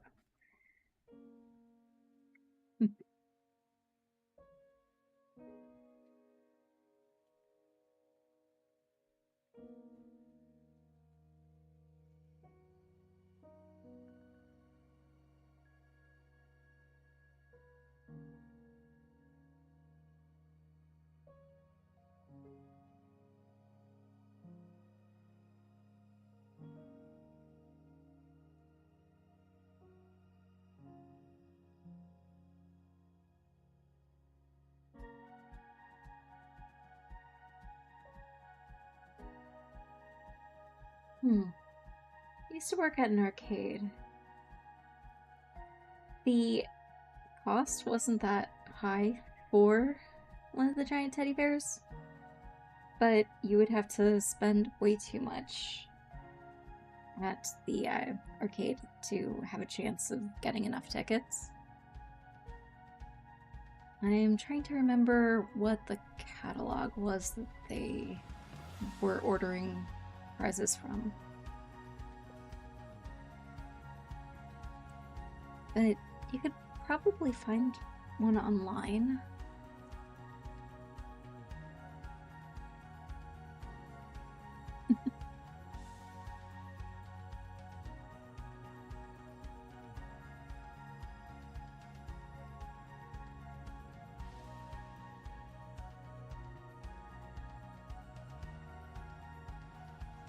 But then you'll end up with, like, your own model for things that you've made that you can have and display, and no one would be the wiser for it. So you'd have your fun memories just on display in ways that people think is, oh, that's cool. You designed that? You made that? That is so cool. Without questioning why.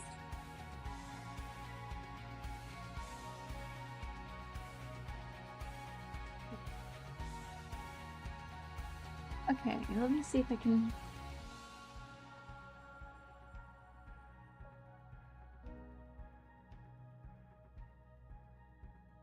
Oscar, hi. Thanks for the raid.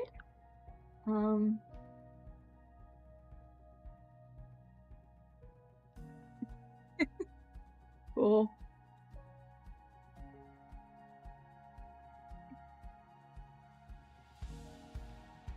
Dude. Totally get it.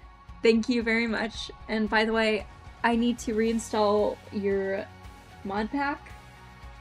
I had to completely reinstall Windows, so allowing this. Yeah. Okay.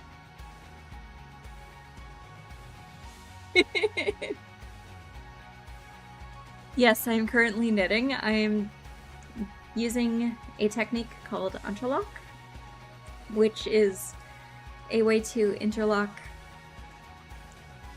sections to make pretty cool looking, almost patchwork quilt style things. I'm making a blanket out of it.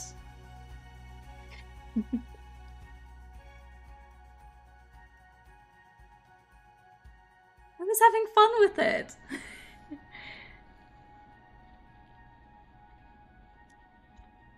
So, yeah, thankfully, I think we still have the file. I can check if we still have the file for the original V1. Thanks.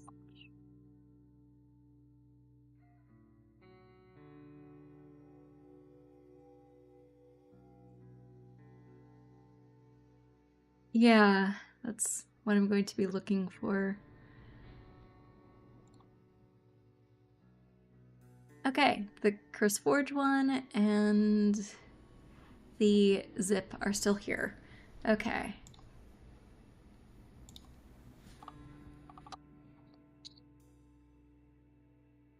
Right.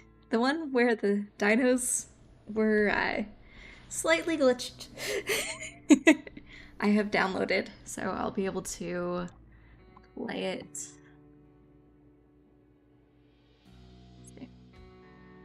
Again. Okay.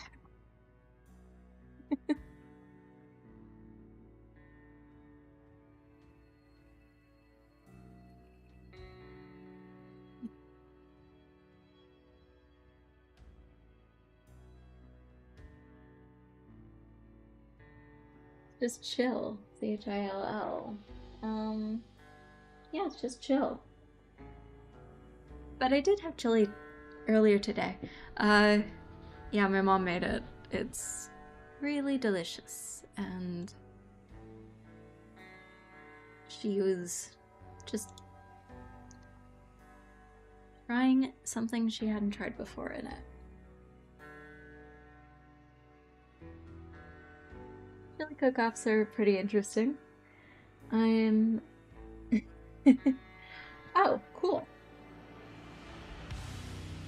You needed a mod for the texture pack. Okay, that makes sense. I agree with you, Hot Rod.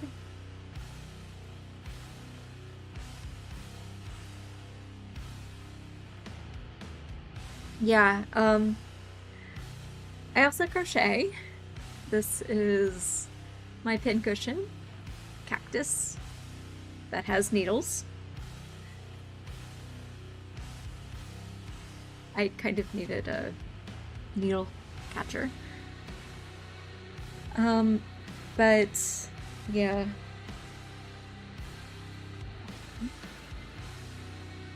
Angelok is kind of interesting.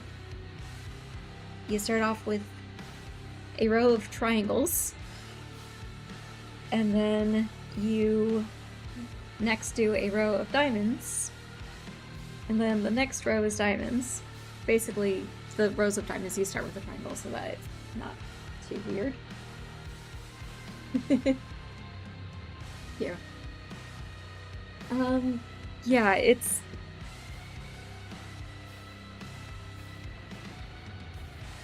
The chill is supposed to be hanging out, relaxing, chilling, listening to music, being creative, and cute.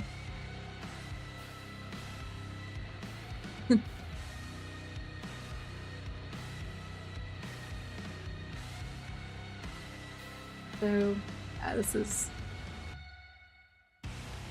Yeah.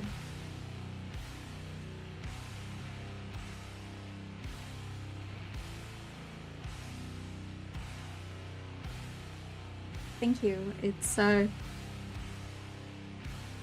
actually one of the simplest patterns I know that looks much more complex than it is.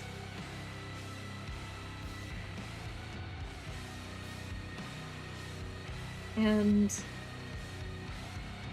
I've used almost every single thing here in just a simple vanilla sock pattern before. So increases, decreases, and picking up stitches, and then like when you're connecting to the ones that you already have here, knitting two together.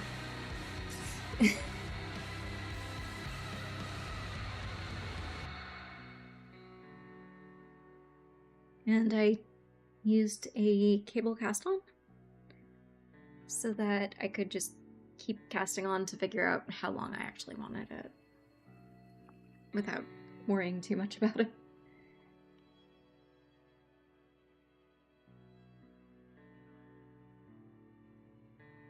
Chili is food. Chilli. It is a spice that is in food, and chili tends to be...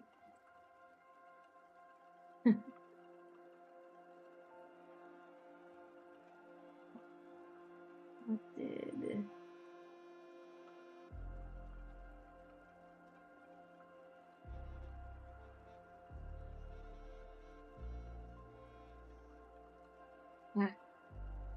No problem, Jack. I am totally going to still play, because it's fun.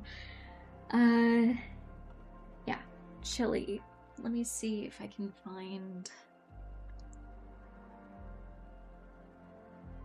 Yeah. The cool thing about being able to click on it, it says that the message was too long, according to Stream Elements. Okay. Chili.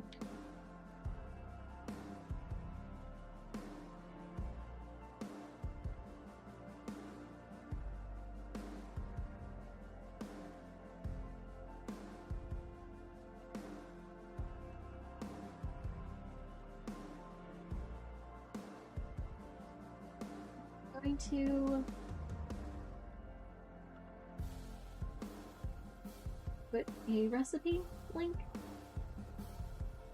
here. Yep, Stream Elements.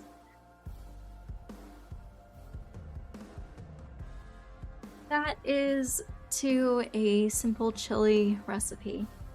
So, if you're curious as to what chili is, it is a dish. It is also a spice. Chili, the dish, is kind of like a very, very, very thickened stew. So it's got a bunch of meats, a tomato. We tend to put a little bit of onion and a few other veg in it, but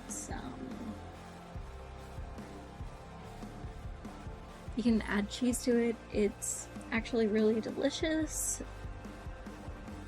Sometimes you use beans, sometimes you use ground beef, sausage in it. Basically, it's something that I think you can even use lamb.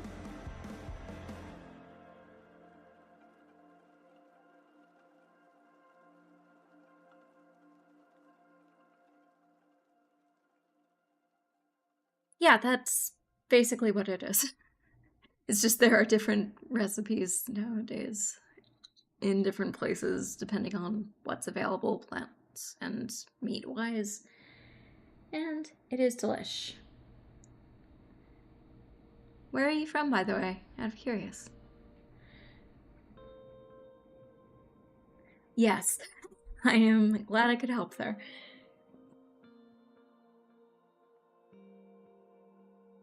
Finland. Awesome.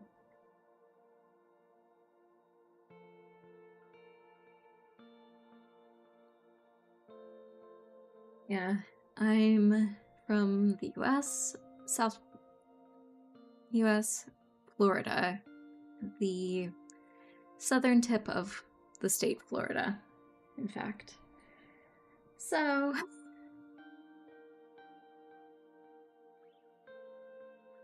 I'm from where crocodiles and alligators and pythons all kind of pseudo live in harmony for a bit.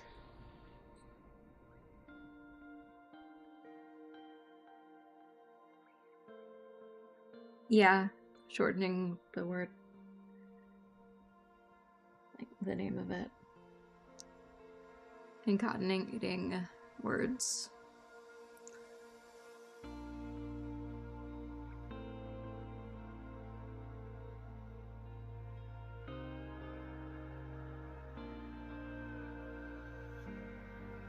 Definitely something the US does. Something we do all the time.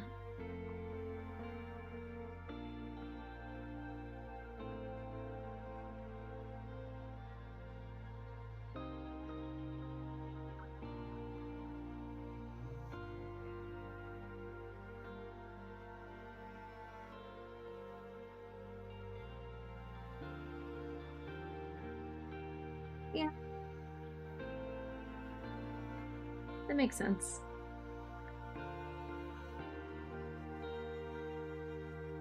We tend to combine different styles of food, different traditions. Some of it is from people who were just bringing recipes from where they were from, and those cultures' foods and the ways to make the food with what was available here have basically become the hybrid versions. Yeah.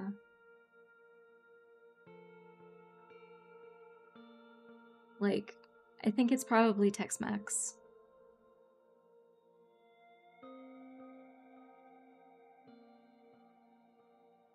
But we've got a lot of different styles of food that have a history of being created by people who were from another culture who brought their food and culture to America, and the food had to change due to not having the correct ingredients, but having alternate ingredients, making it into what we eat normally as Asian cuisine or Mexican cuisine as usually more Tex-Mex, and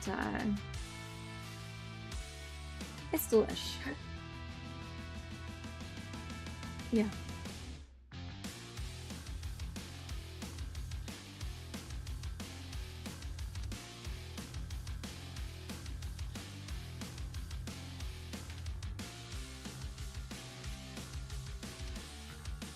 I mean, I make tiramisu, but I also use like Fireball and Nutella in it, so it's a definite different version, but it's still delish.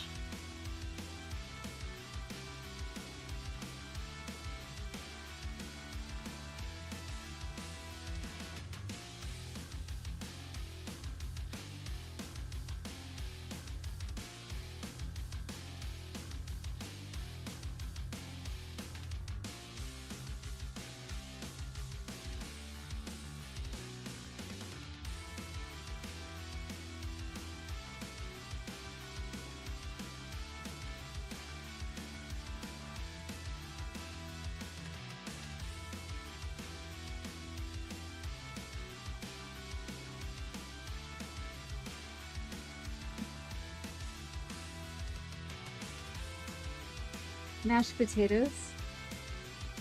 Yeah. Meatballs, mashed potatoes, pea soup, a lot of fish are also things that are very common here.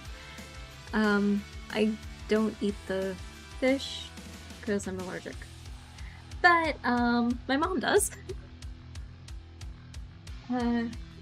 We have meatballs in the fridge, ready to go whenever we need. And, mashed potatoes.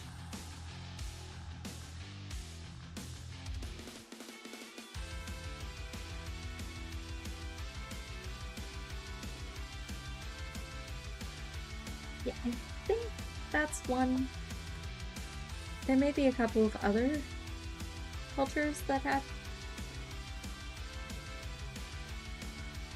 Hold on.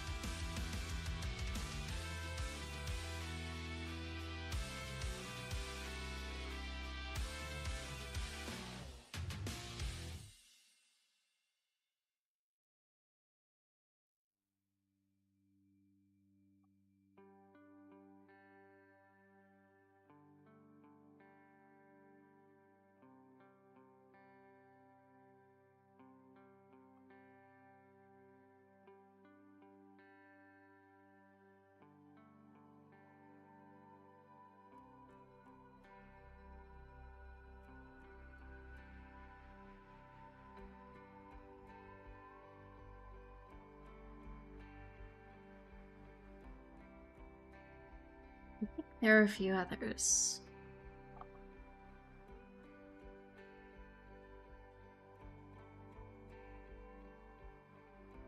Because the Philippines, I think, fermented fish is many places, so.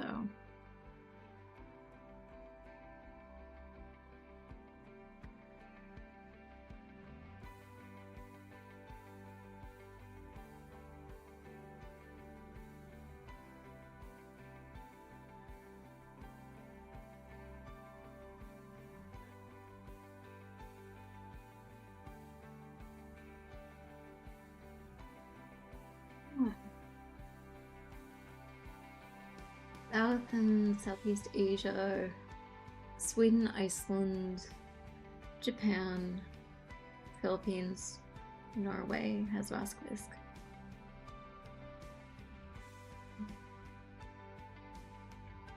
Yeah, a lot of places have those. 。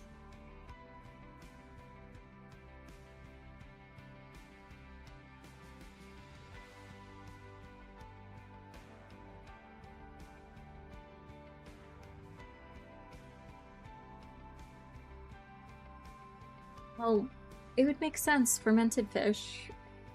If it's fermented, it would last a lot longer without refrigeration. And due to that, the nutrition would still be there for people to survive off of.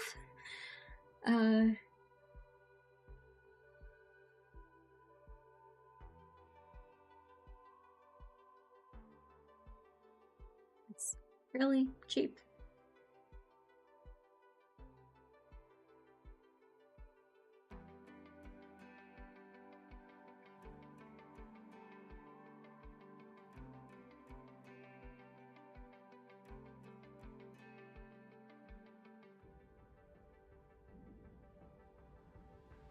Okay.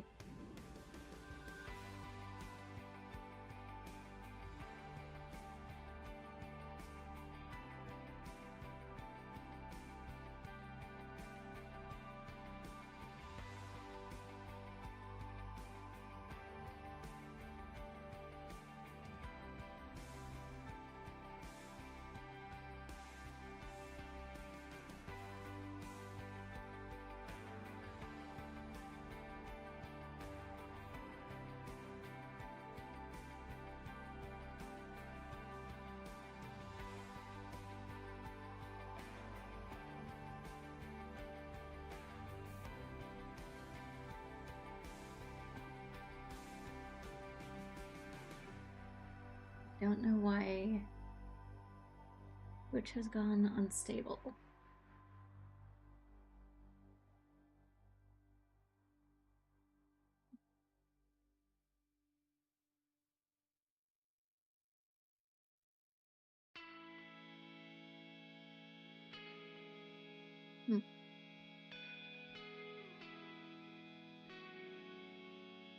My internet decided to drop a lot. I'm trying to figure out what's going on there.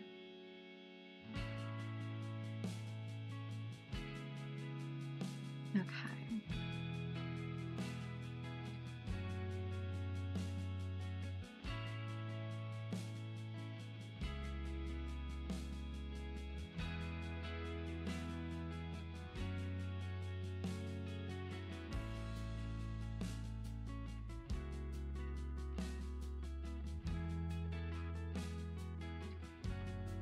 Going to work. Yeah, stream has been struggling. I'm trying to figure out why. I'm closing any access of the tabs.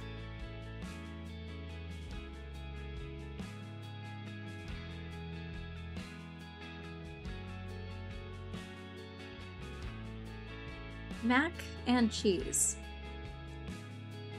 Macaroni pasta, which is a type of pasta. It's a shape, which is the kind of elbow tube pasta, and cheese.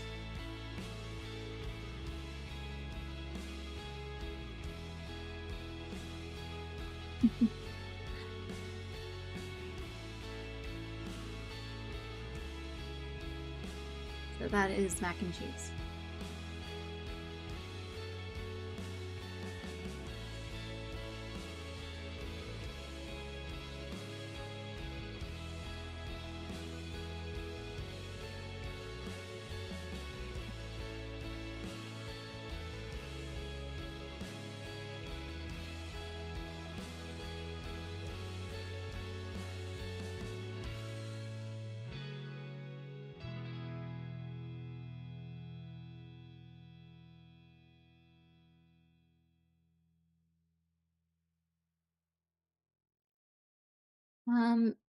Yeah, it can be bland and yellow, but you can also add bacon, you can add ham, you can add ground beef, you can add mushrooms.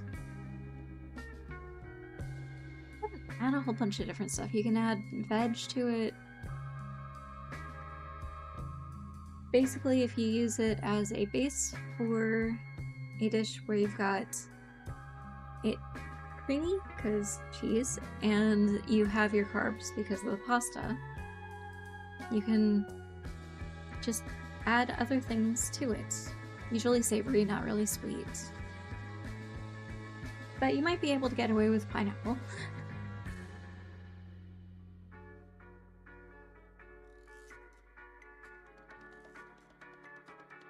Yeah.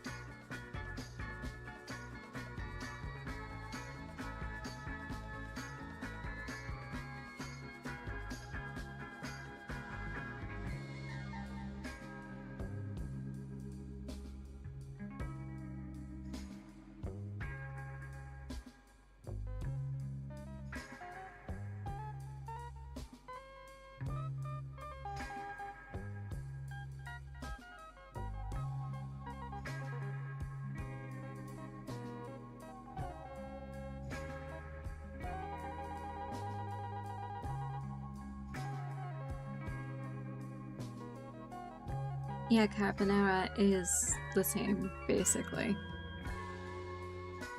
Especially if you use macaroni instead of just regular pasta or angel hair. It's also the macaroni, the cheese melts into it, so you end up with kind of a gusher of cheese when you bite into the macaroni.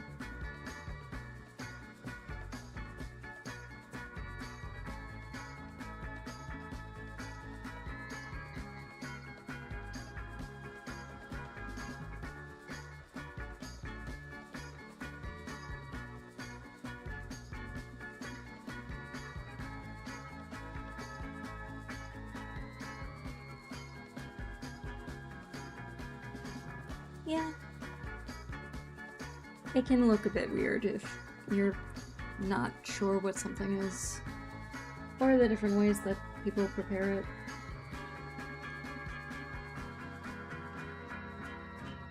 It's a good base.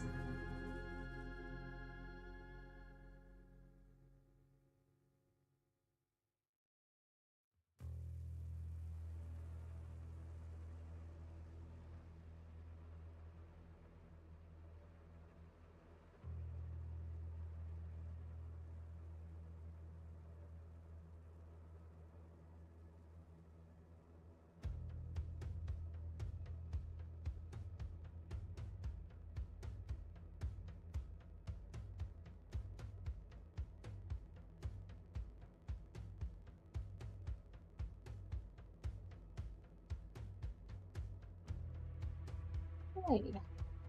Yeah. Okay, this is weird. It says excellent. The bitrate going to it is the max that it allows right now, so... Okay, there's that, and this... I need to refresh here.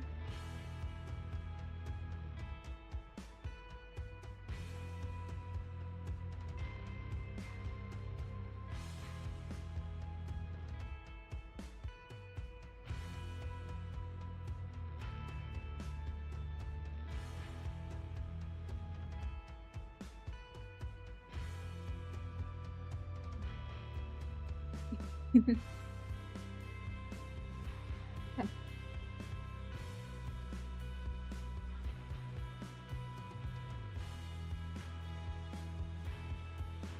Yes, tortellini is amazing. As is ravioli.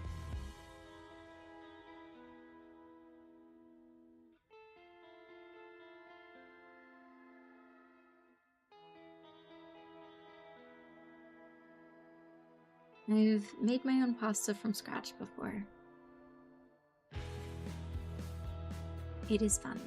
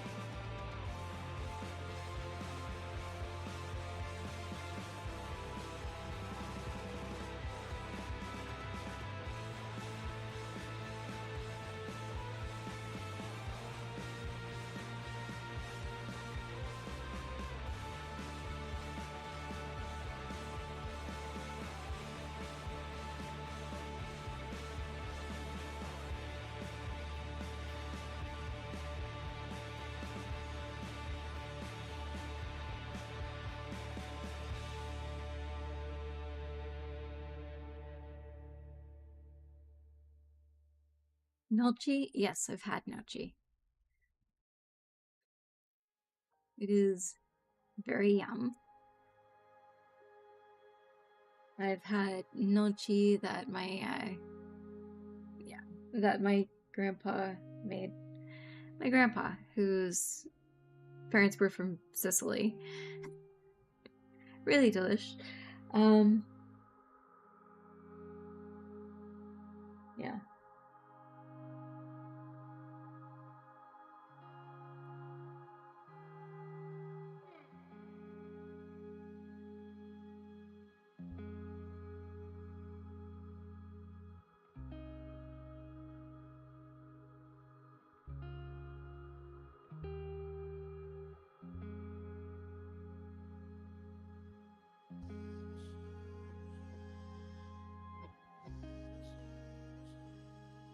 Every once in a while I get it at the store. Because,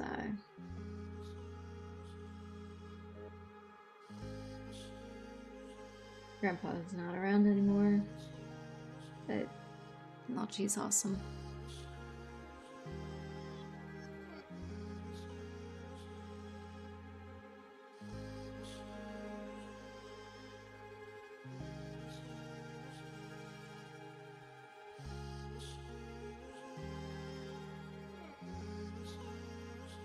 Awesome.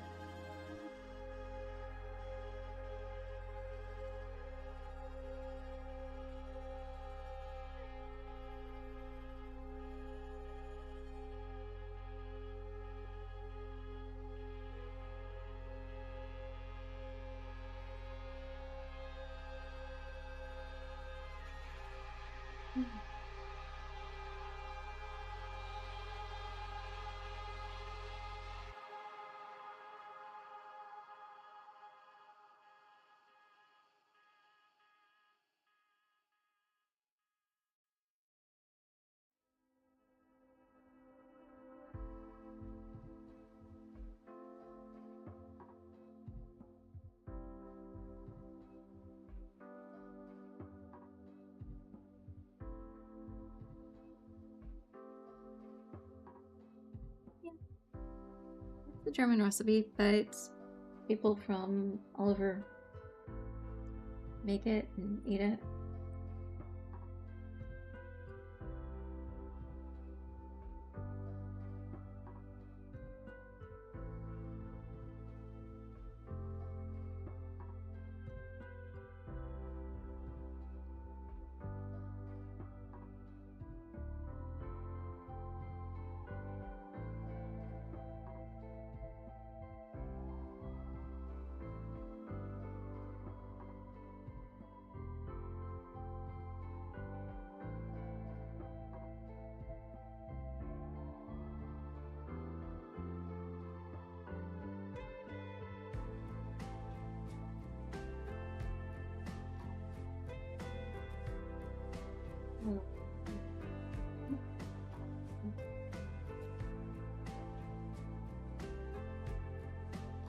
Your message was really long according to stream elements. Okay, basically you make mashed potatoes, add flour, then pack the resulting dough into balls and boil it in the same water you boiled the peeled potatoes in. Yeah, the starch from that ends up helping keep everything together. It's great. And you can add cheese to it. Spices. It's spiced and yum.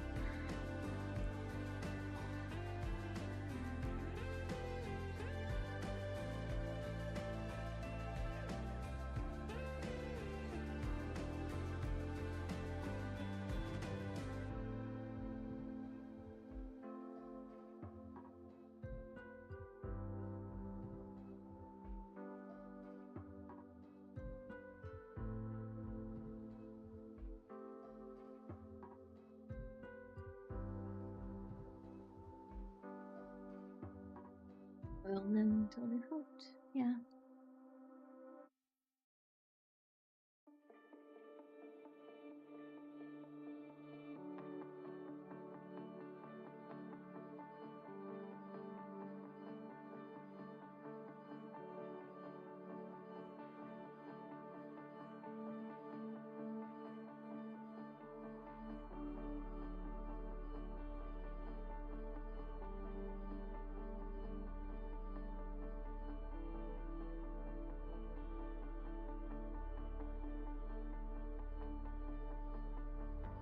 Awesome.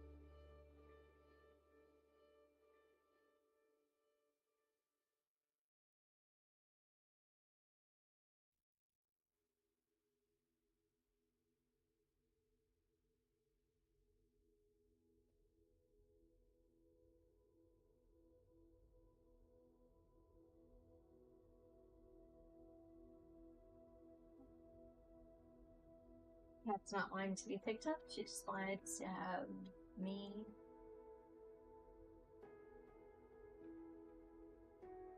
Basically, check on her. Okay.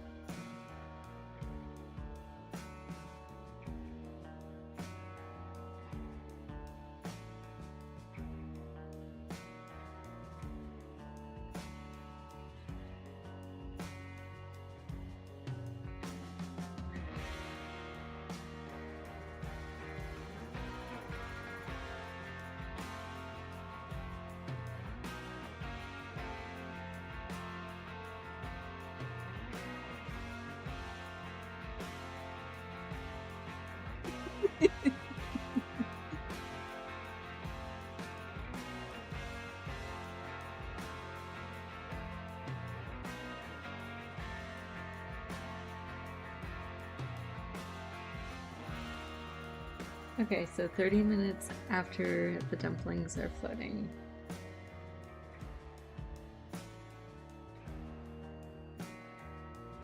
Oh, good to know.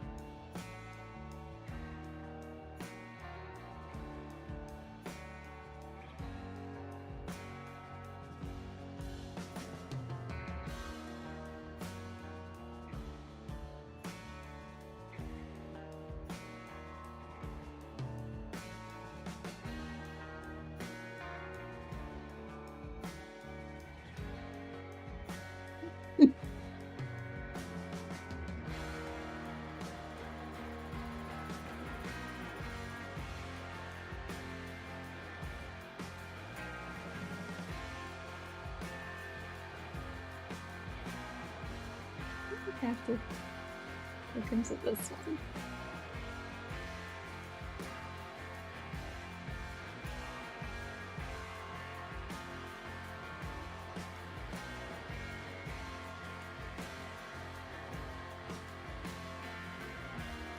Cool.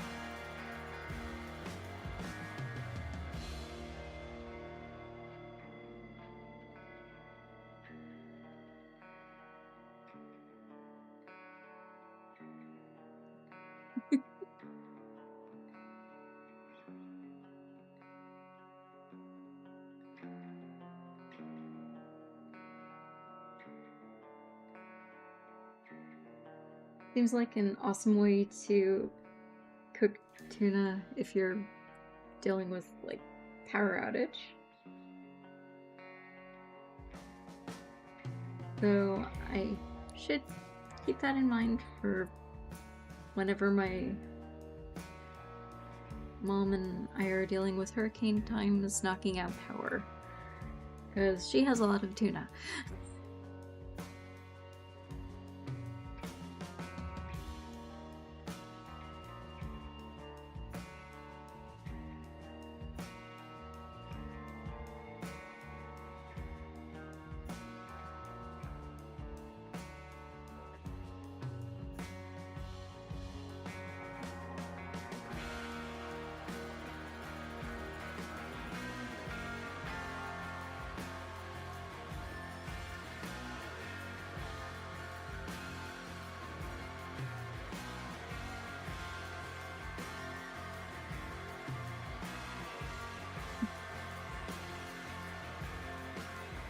Yeah, thanks. I curated the playlist.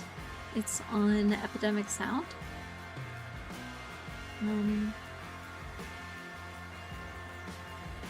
A lot of it's post-punk, like alt-rock, rock, chill, and yeah, most rock works well. So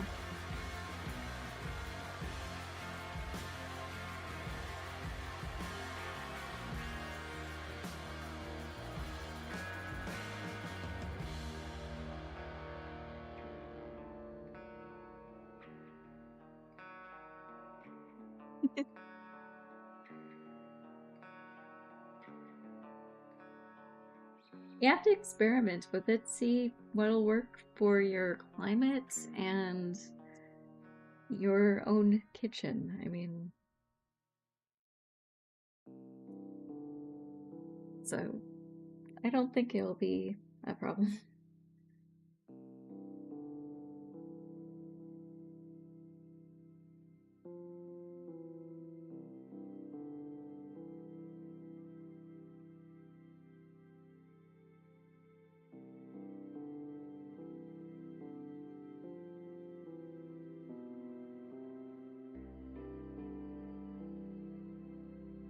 I'm honestly afraid of cooking anytime I'm at one of my grandma's places. She lives over by Denver, so high altitude.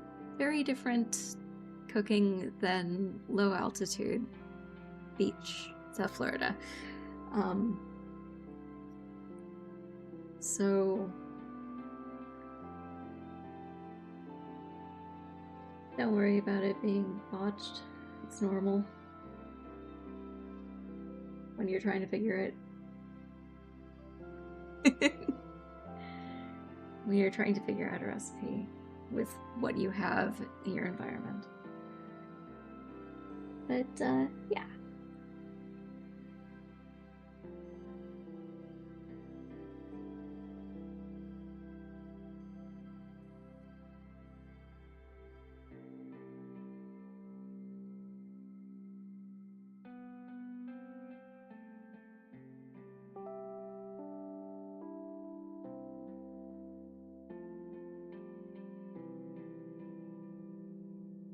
Okay. When you have a grilled potato, you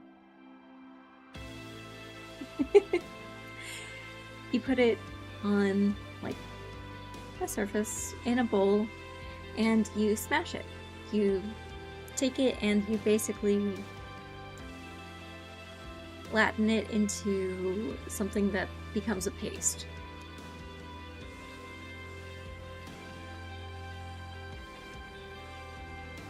Right? Oh, Smash with them did a great job. Yeah, I was getting confused with who's. Did a great job, smashed. Everyone loved it. Yeah. Okay. I'm just. You guys are great. You're totally like being amazing with the recipe sharing, and I'm just like wanting to write them all down.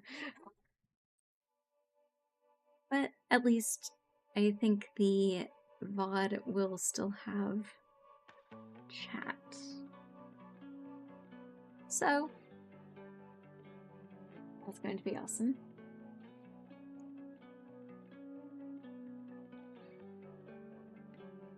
Okay.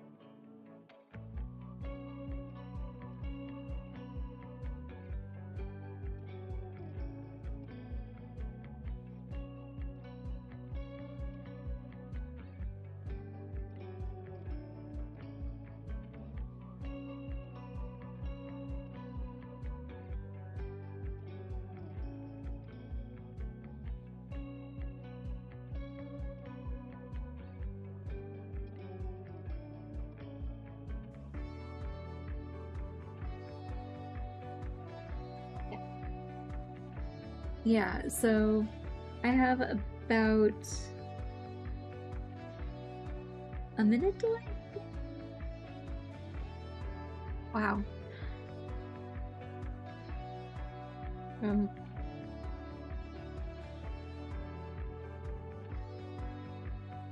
what I see. This is chat.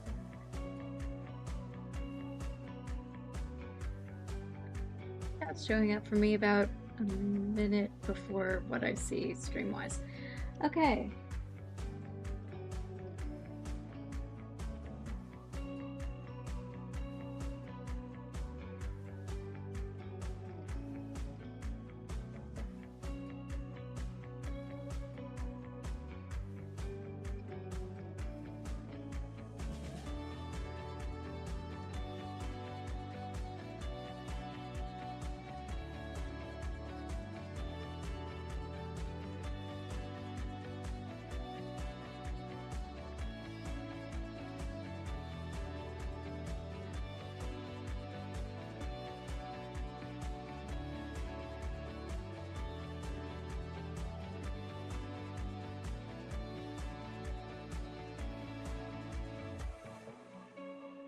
If you would like to, that would be great.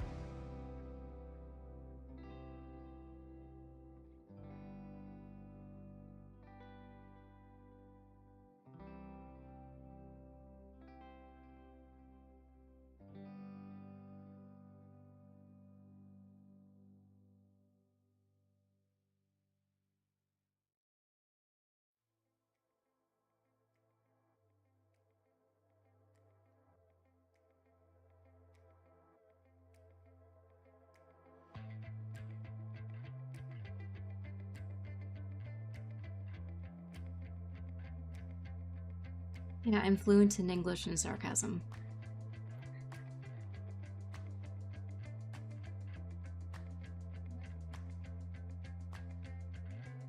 You can go into, like, at the bottom of the Discord list of things, there's a recipes section.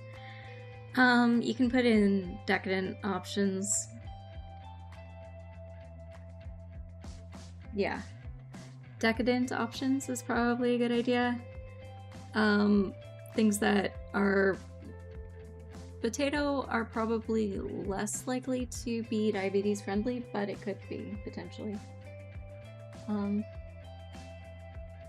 Yeah.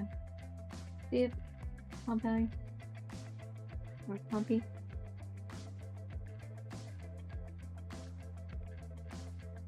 Have fun on the dog walk.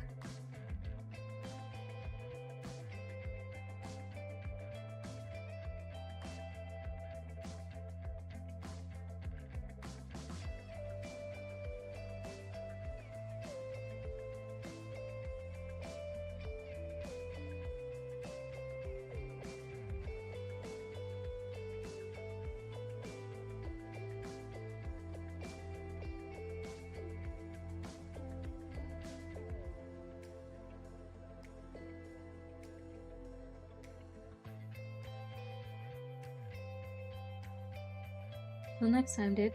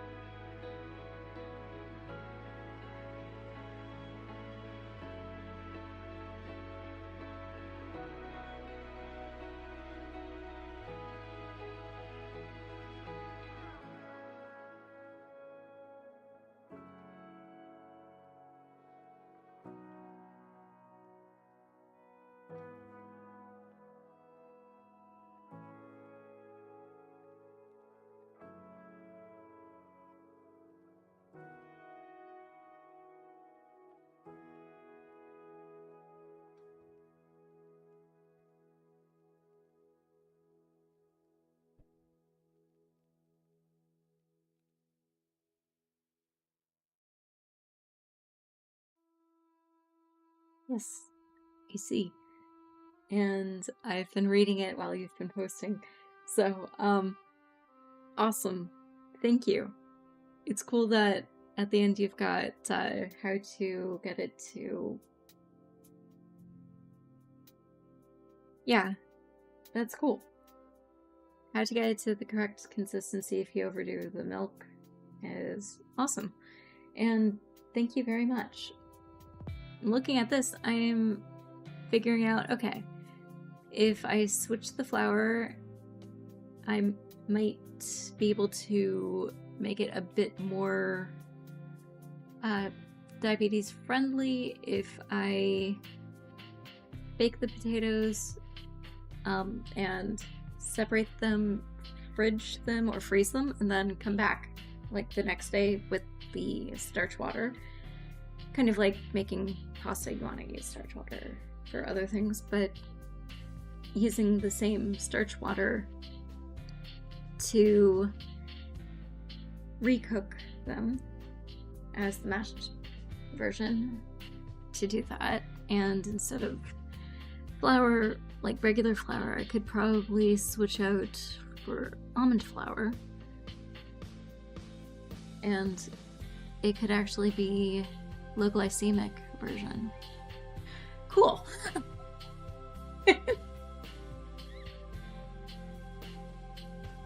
It's really awesome.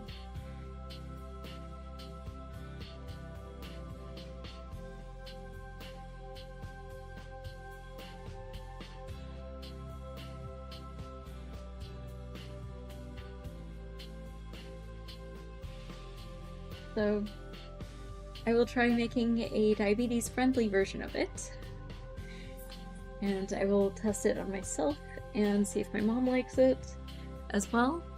So, thank you.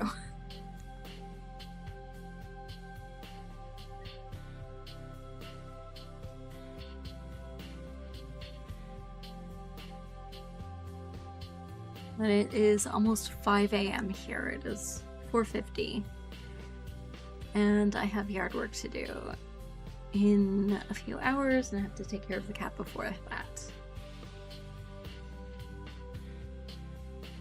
So, if it's okay with you, I'm going to close down the stream. It's been a really fun 4 hours, 11 minutes of stream. Thank you very much for hanging out. I hope you enjoyed the music and the really fun recipes and conversations in chat. Thank you for hanging out. The recipe is in the #decadent options section of the recipes section on my Discord.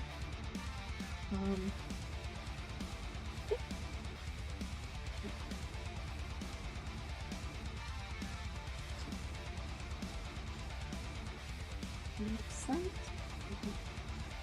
Go to here.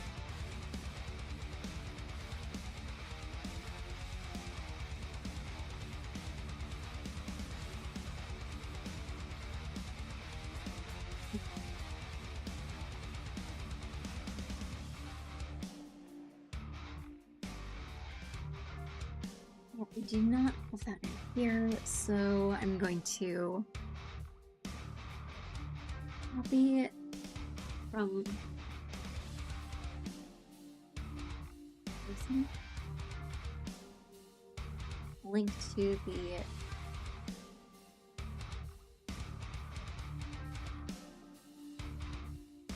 to the Discord. I am going to be putting it in chat.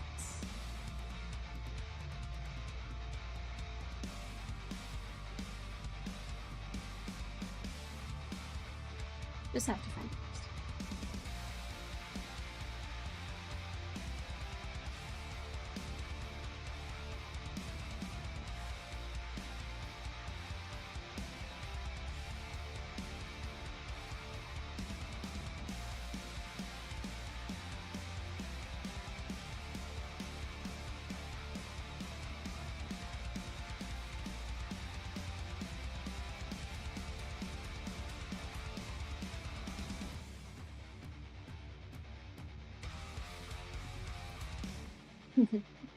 Yeah, food is always fun. And I am really glad you guys were able to have this great discussion about food, and I tried to help when I could. Um, but yeah, Discord, for those who have not been to the Discord, is available. The recipes is at the bottom of the list of sections. It's the last section, and decadent options is what is under. So thank you so much, guys. I am going to call it a, I guess, morning, being almost 5 a.m. And I hope if you're crafting along or doing your own projects, you were able to get some progress and have fun. So thank you for hanging out. I'll see you next time, next week, around the same time, like around midnight on Wednesday morning. On like tonight, I plan to see if I can get CurseForge working for me, and I will be trying that mod pack again. So that's going to be fun. I'm actually going to be trying to do the mod pack from the beginning, as in your first version again. So that will be chaos, and hopefully fun Minecraft of like stream of me kind of, I guess, dying over and over and over to